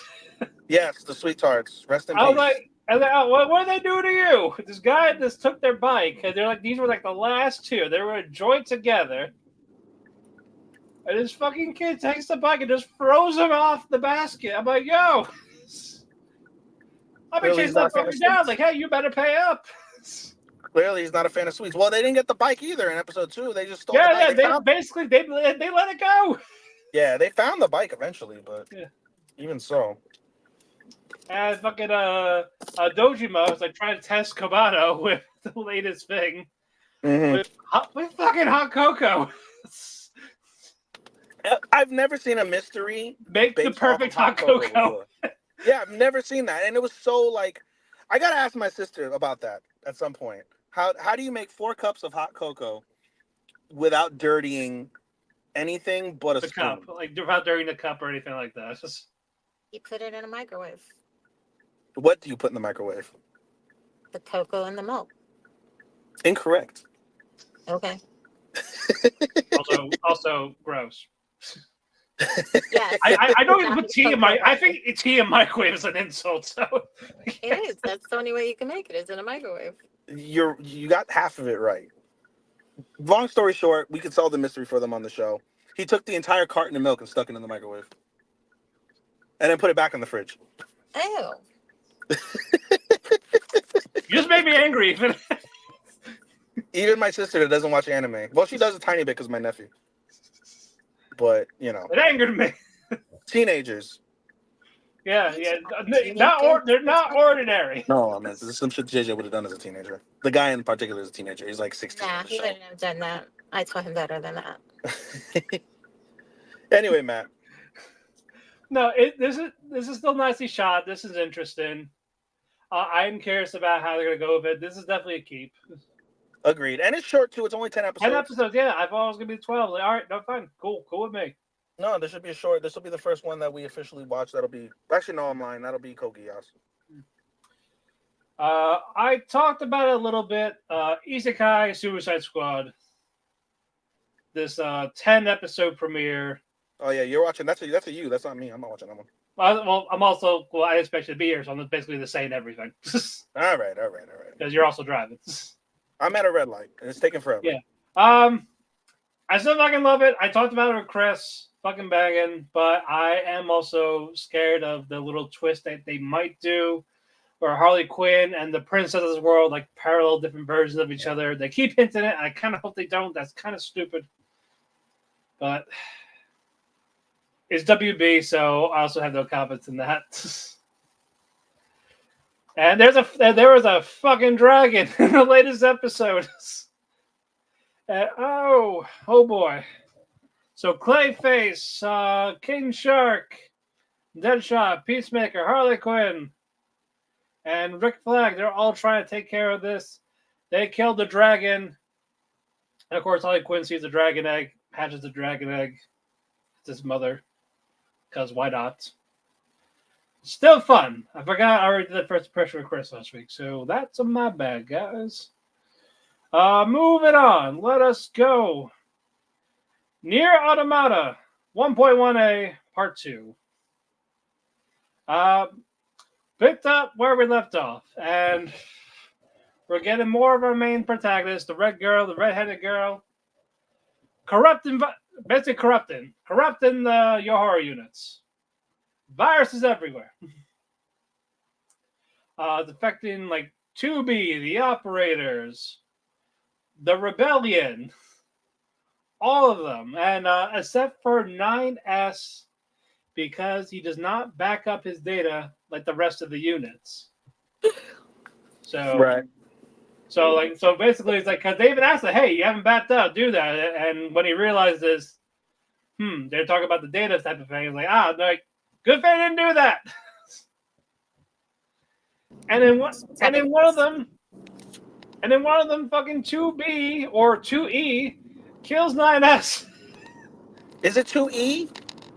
Oh, It's yeah, really 2 Executioner. Executioner, yeah. Execution. Not the real 2B, it's just 2E. And that's not, is that, I thought that was just like, at first I thought that's the plot, and then it dawned on me with the puppets. I'm like, isn't that the ending, in theory? No. Again, there's a lot. Yeah, it's intriguing, but, again, as someone who doesn't play the video game, I don't think it translates very well to somebody like me that hasn't played the video game. Yeah. So I fully understand. They're focusing on ending A or ending B overall. And this is kind of how it is going right now with the units actually being corrupted with the virus. Yeah. So Is that that's the ending you played? That's the ending you played? Yes. Okay. These are like the basic. These are like the basic endings, and you can get these in a good chunk of the stories in general. Yeah. That makes sense. Yeah, the endings go dependent on how you do with these certain characters. Yeah. So, no A2 yet. We'll find out more about the Red Girl. Yours corrupt right now, especially with Commander White taking commands from the higher ups. Basically, kill everybody. Kill these machine life forms. I'm so curious on who that higher power is, and I hope it's not Vince McMahon. Yeah, and then we find out the aliens are dead. The enemy who made these machine life forms. The aliens are dead. Yes. So it's just the machine life forms acting on their own. And yeah, the rebellion members, they're androids too. Of course. Because And they killed nobody two is of them. real except for the people that are on the moon. Sure. Maybe they aren't either. Who knows? But no, I'm glad it's picking up strong with how they're going to handle this next part of the story. So they just don't fuck it up. This is I think I didn't have no the production background. delays. Yeah. Yeah, hopefully no production delays. I Yeah, didn't have the that background was when we first that saw was it. what I heard. That was what I heard it a lot. Yeah. No, I agree. And like I said, I'm enjoying this one a lot more. Now that I have a background, I have a better understanding of the show. Like I was able to enjoy it a little bit more than I did with the openings of. And you're definitely gonna get more. Yeah, looking forward to that. You'll definitely get more. Hold on, let's see how many we got left. I believe we got 4. Well, all right. One is mine, so I'm gonna do that right now. All right. The Elusive Samurai. All right. This takes place in 1300s. This focuses on the young prince Tokiyuki, who is the next successor of the Kakamura shogunate. But unfortunately, the Kamakuras, sorry, not them, Ashikagas, did a rebellion, and it got to the point where they murdered the whole clan. And it got to the point where they were killing themselves, the people that failed. They were playing Sudoku. But even Tokiyuki's father, he perished as well. And the only people that can help him is a god named Yorishige Suwa and the assistant Shizuku. And basically, this god says, hey, I'm going to help you get out of here. And you want to know how he does that, Ethan?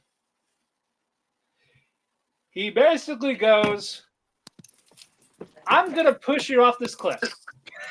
That's how you get into what? I'm sorry, I was trying to. Like want to know how the god?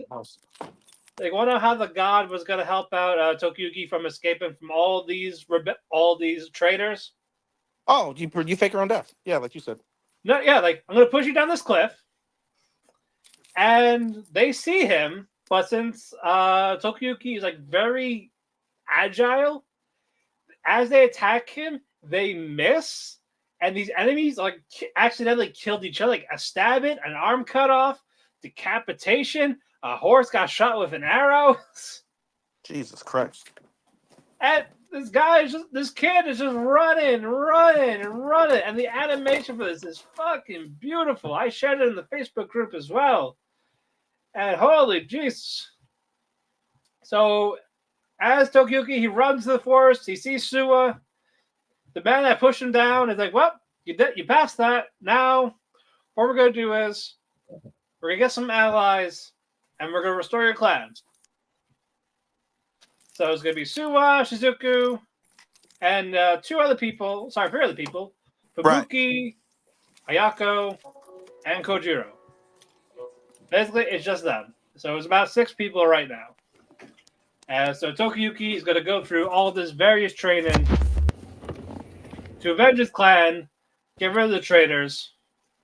In episode 2, with Tokiyuki taking out one of the enemies, the problem is he's quick, but at the same time, his attacks are weak. He needs like that perfect opening to get a good hit. And with this guy, he cuts his head off. Like you see the decapitation, and you see the head rolling. Do you see blood? Yes, you see blood. I'm like, this is brilliant. Oh. So I am invested. Out of all the shows you talked about, this sounds like one. If I were to pick up a full one, might be this one. This is the one I would recommend that I am watching that you are not. So yeah, this is probably my favorite premiere. I just watched it today, and I originally had it, and I was like, you know what, I'm gonna get rid of it. All of a sudden, I'm picking it back up because apparently it's great, and it is. Well, good thing we don't do a 1-episode rule, now do we? No. Well, the first episode was what hooked me. Indeed. So, good job. But moving on. Our last rom-com. Roshidere, a.k.a. Allah sometimes hides your feelings in Russian. Oh, boy. Basically, it's a Russian tsundere show. That's really it. Alyssa, prim, proper, perfect, knows how to degrade a guy. You classified that incorrectly. You forgot it's Russian tsundere with incest. Well, I'm getting to that. You're getting to the incest. All right, sir. Well, yeah, I'm talking about the Russian tsundere first, before I get to that. Okay, the less salacious part. I was saying that there's a Yuki is not the main girl here. I guess she overshadowed her, but she's not the main girl. Give me 5 fucking minutes. Oh my god. But yeah, she's basically this bitch. She's a tsundere. If you know what a tsundere is, you should know by now. It's fucking anime 101. Yes.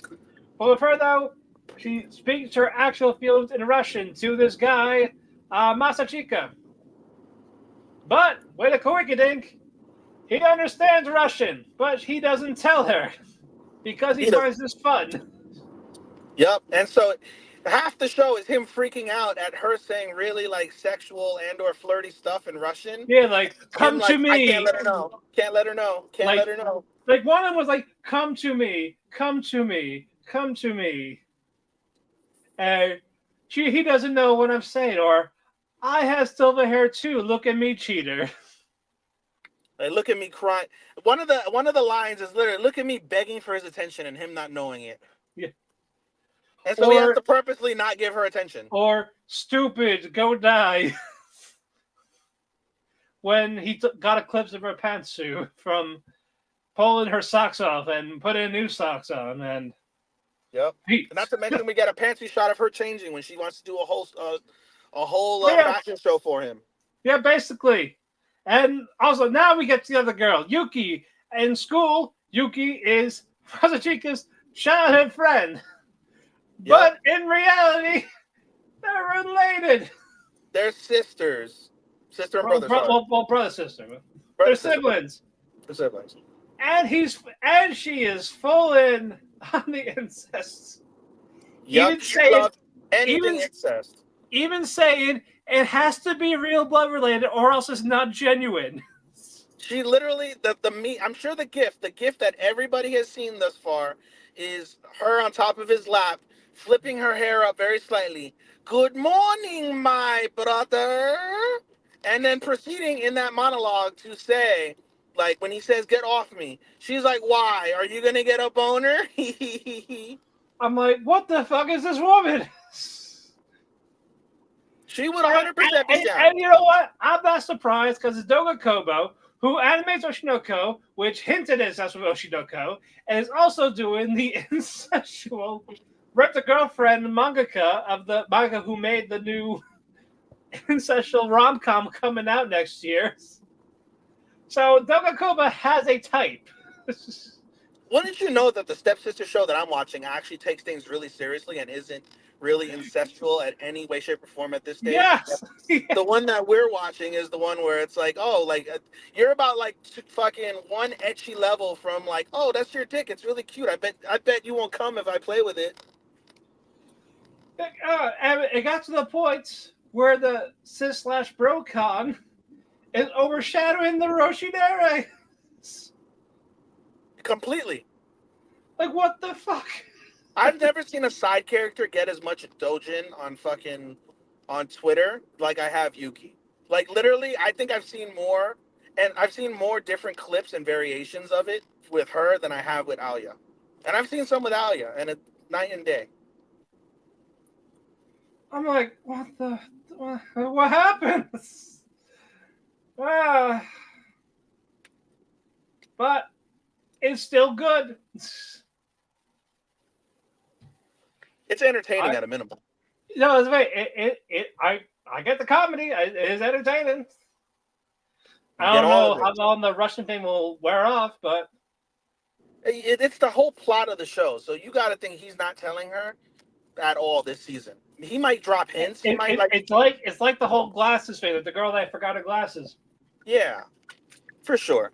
It's gonna like literally one of the episodes. You already know he's gonna slip up because he's gonna say something either in Russian or he's gonna reply to her completely normal to the conversation that she said she like provided, and then you're gonna be like, what? And he's gonna like spin it off, and then she's just gonna be the typical tsundere, like, oh, he didn't know what I really said, right? Right? I hope not. Oh my god, if he did, and he, all that bullshit. So it's just gonna be a giant, massive cock tease. Well, moving on, our co-main, Oshinoko Season 2. Boy, oh boy, is it fucking good. It's been great.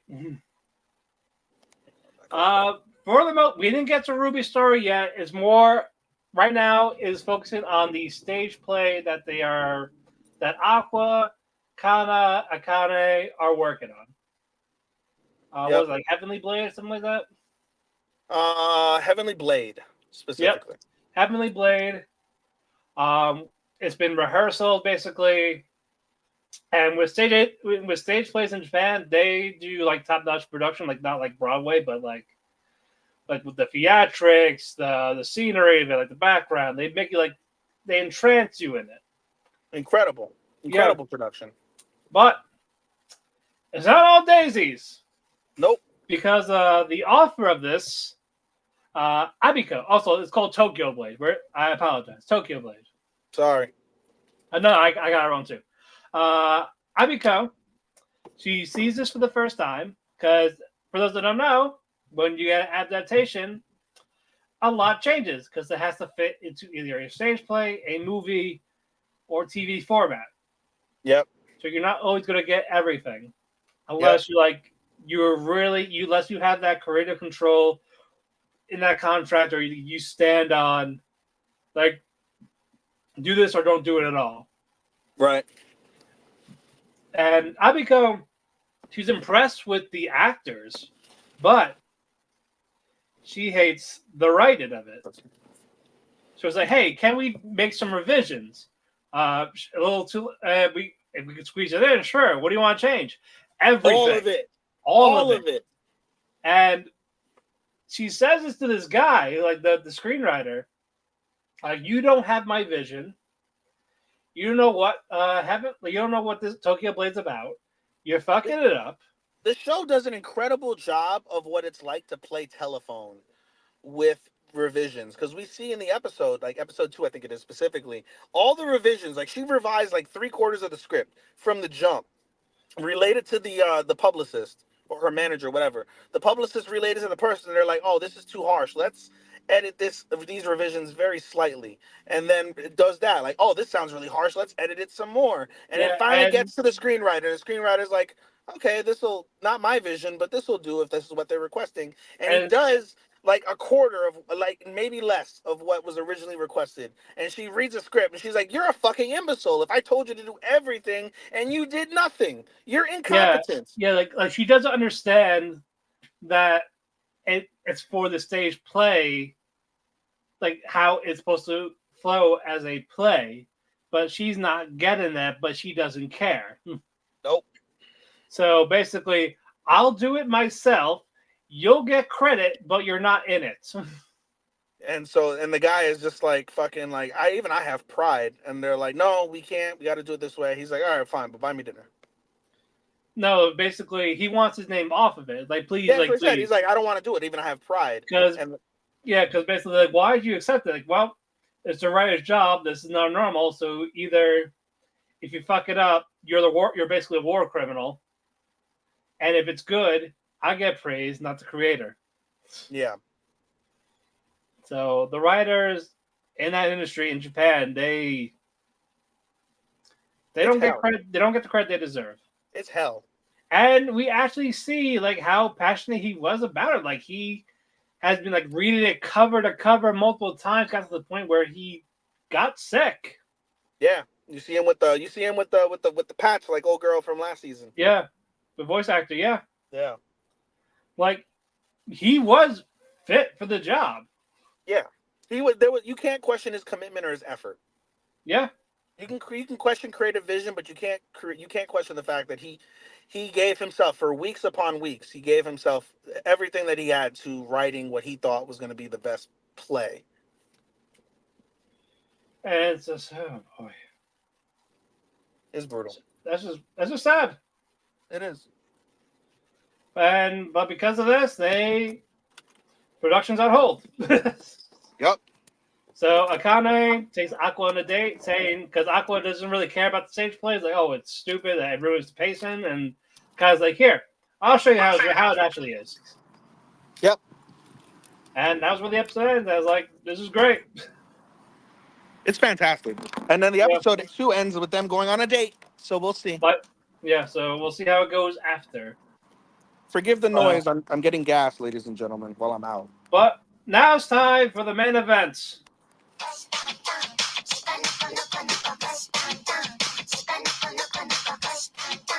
You gotta do the dance, man. Come on.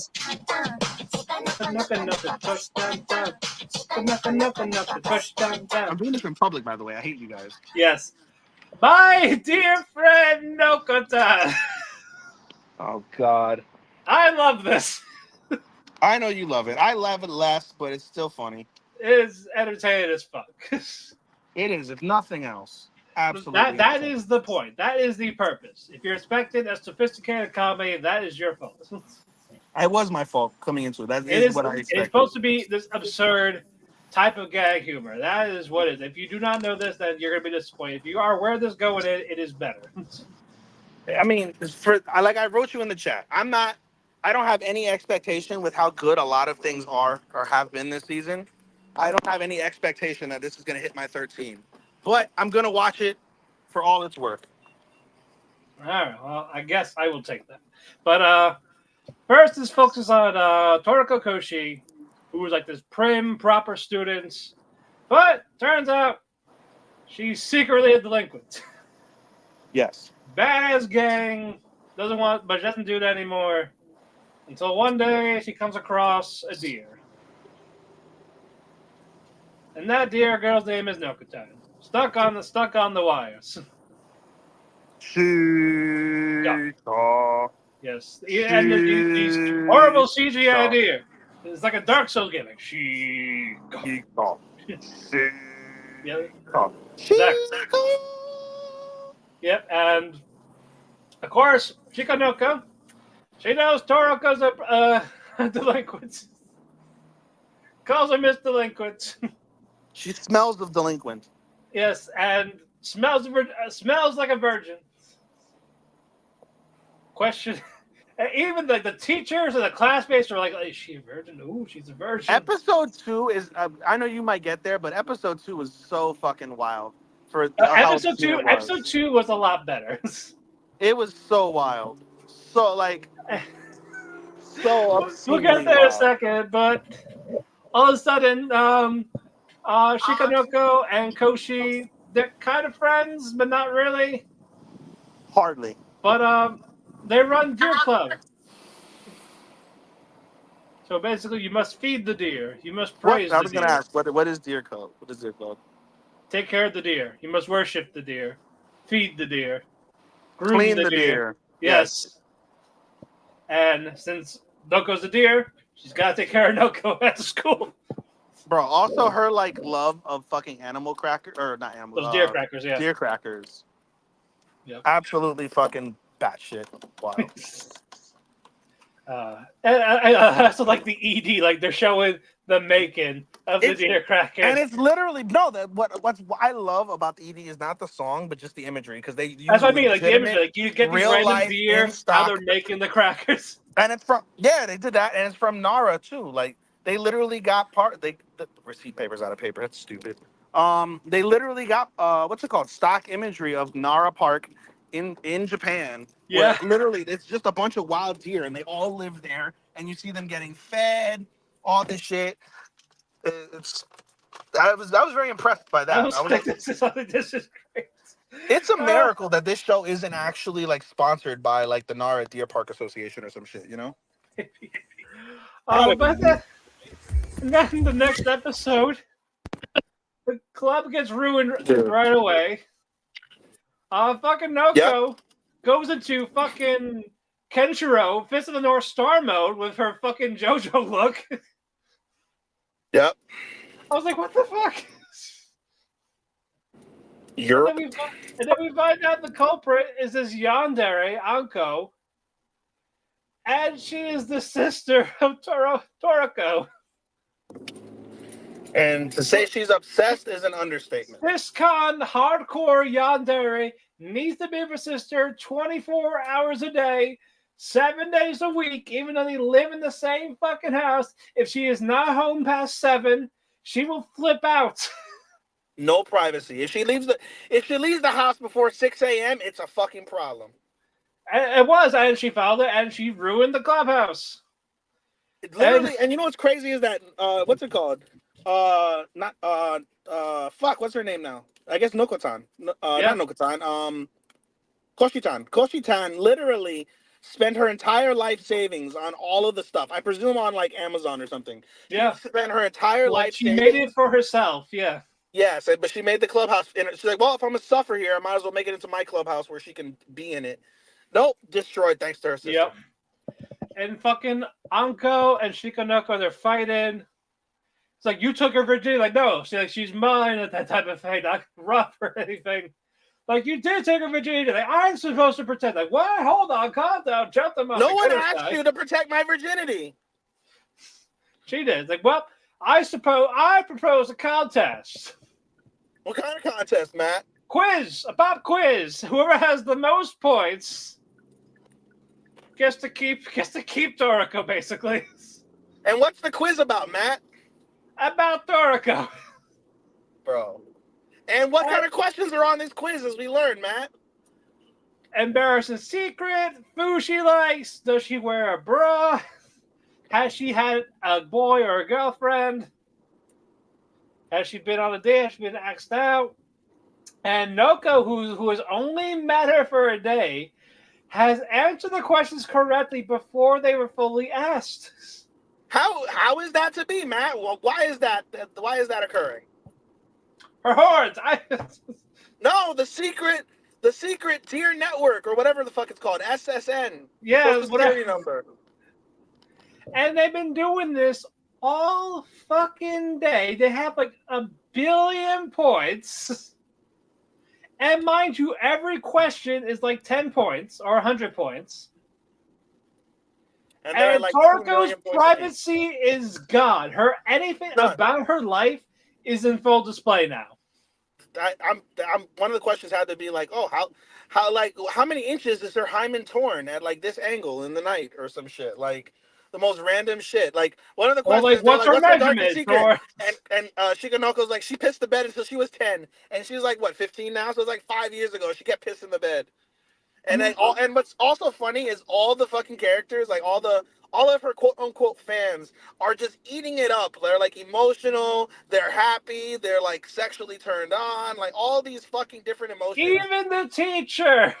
Even the teacher is like 1 billion% into all of these fucking secrets of our delinquent perfect girl. And meanwhile, the whole time, like for the first first 5 minutes, Koshitan is just like, no, my privacy. How do you ruin my privacy? By the end, she's just like defeated. She's just like, anybody have a Yep, deuce? everyone knows everything about her now, except for her being a delinquent. Basically, that's the only thing they don't know. And so Anko gets pissed because there's no way in hell Shiganoko should know any of this from a day. Yes. As she throws these fucking shuriken and Kunai, bro. They literally Kunai. pulled out. They literally pulled out Naruto. Like this show already in 2 episodes has had a JoJo reference, has had multiple Naruto references, has had a Tokyo Revengers reference. Like they're referencing all these fucking anime in the first 2 episodes alone. That's why she has these fucking kunai. And there's the part when they first mention it, and you have Koshitan like, "What are you, Hokage?" Yeah, like what the fuck? And she's like throwing them at Noko, and then Noko goes into her like weird bubble type form, just dodging them.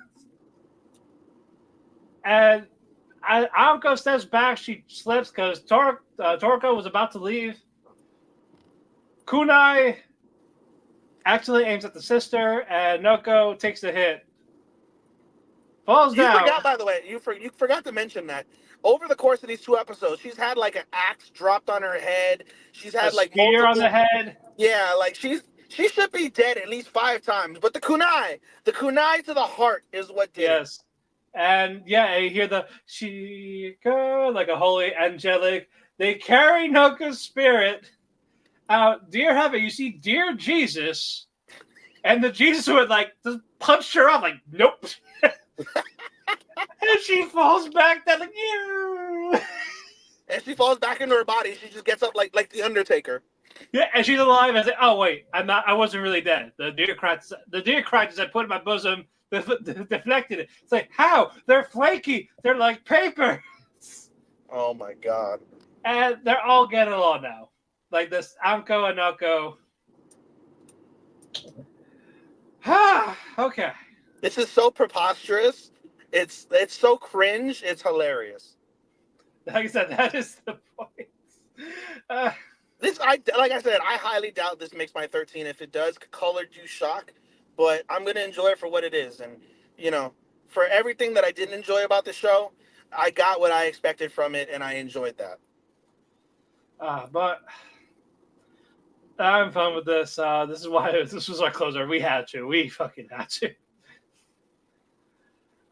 But closing thoughts before we get out of here.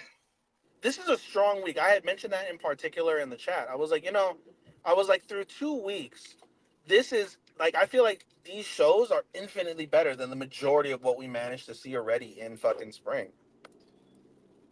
For me, at least. I think I liked winter, maybe spring a little better. I myself personally, I have less shows than you, and I don't have a single show I want to drop at all. Right. I think I had more enjoyable with with spring. But we'll see. It could change. It's just started. Yeah. But what are your top 5 impressions so far before we sign out? Top 5 impressions. In no order. Yeah. I don't have my list in front of me, so it's going to be tough to really judge. Wistoria. Let me see. Wistoria, Days with my stepsister. Twilight Out of Focus. What else? Ah, fuck. Trying to go down my list.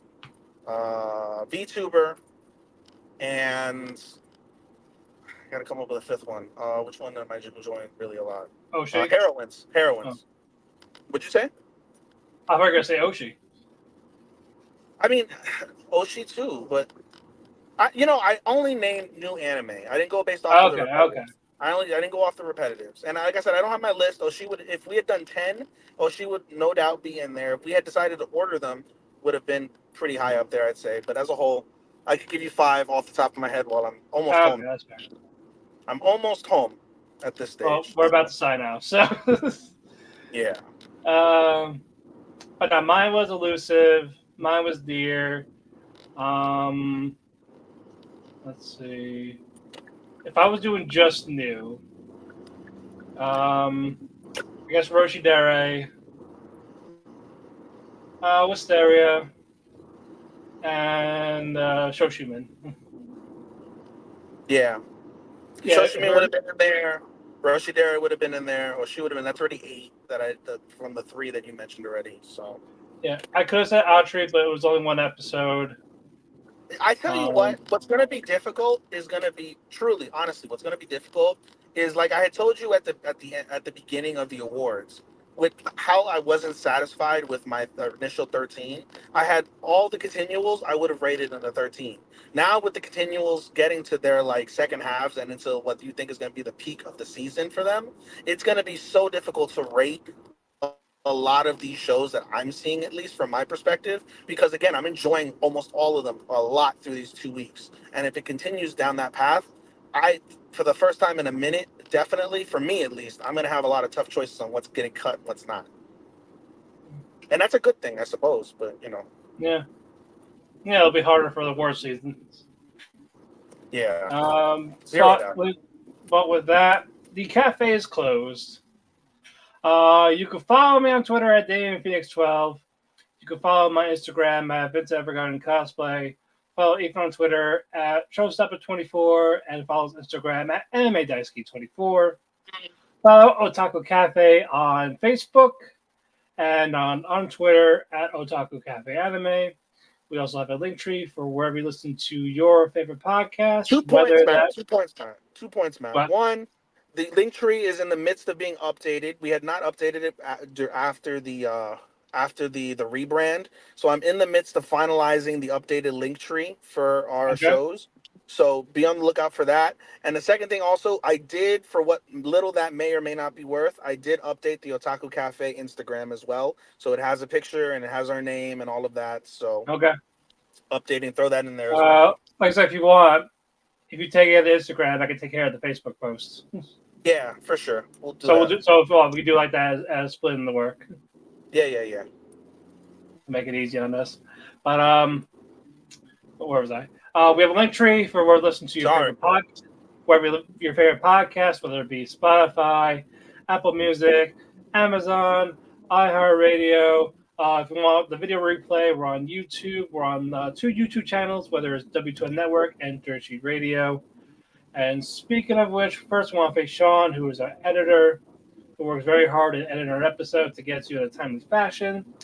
And we want to thank Chairshot Radio, W2N Network, and Dirt Sheet Radio for hosting us on their platforms.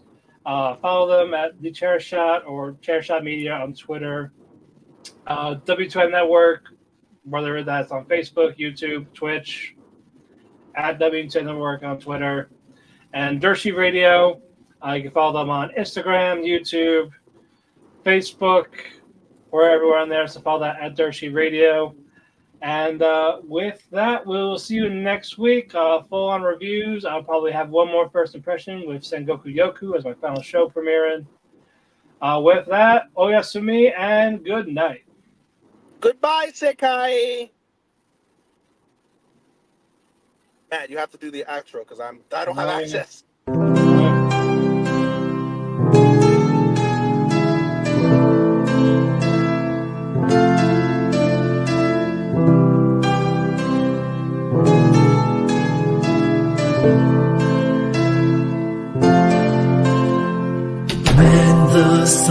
sleep, I find myself in a heap because it hurts so much to be away from you.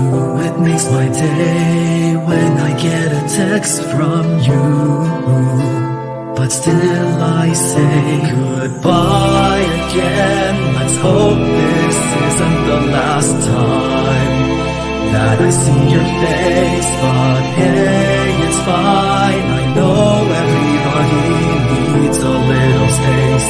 There's no one to blame. Goodbye again. Let's hope this isn't the last time that I hear your voice. But it's your choice. I can't keep you here forever. Just promise me that you'll come back.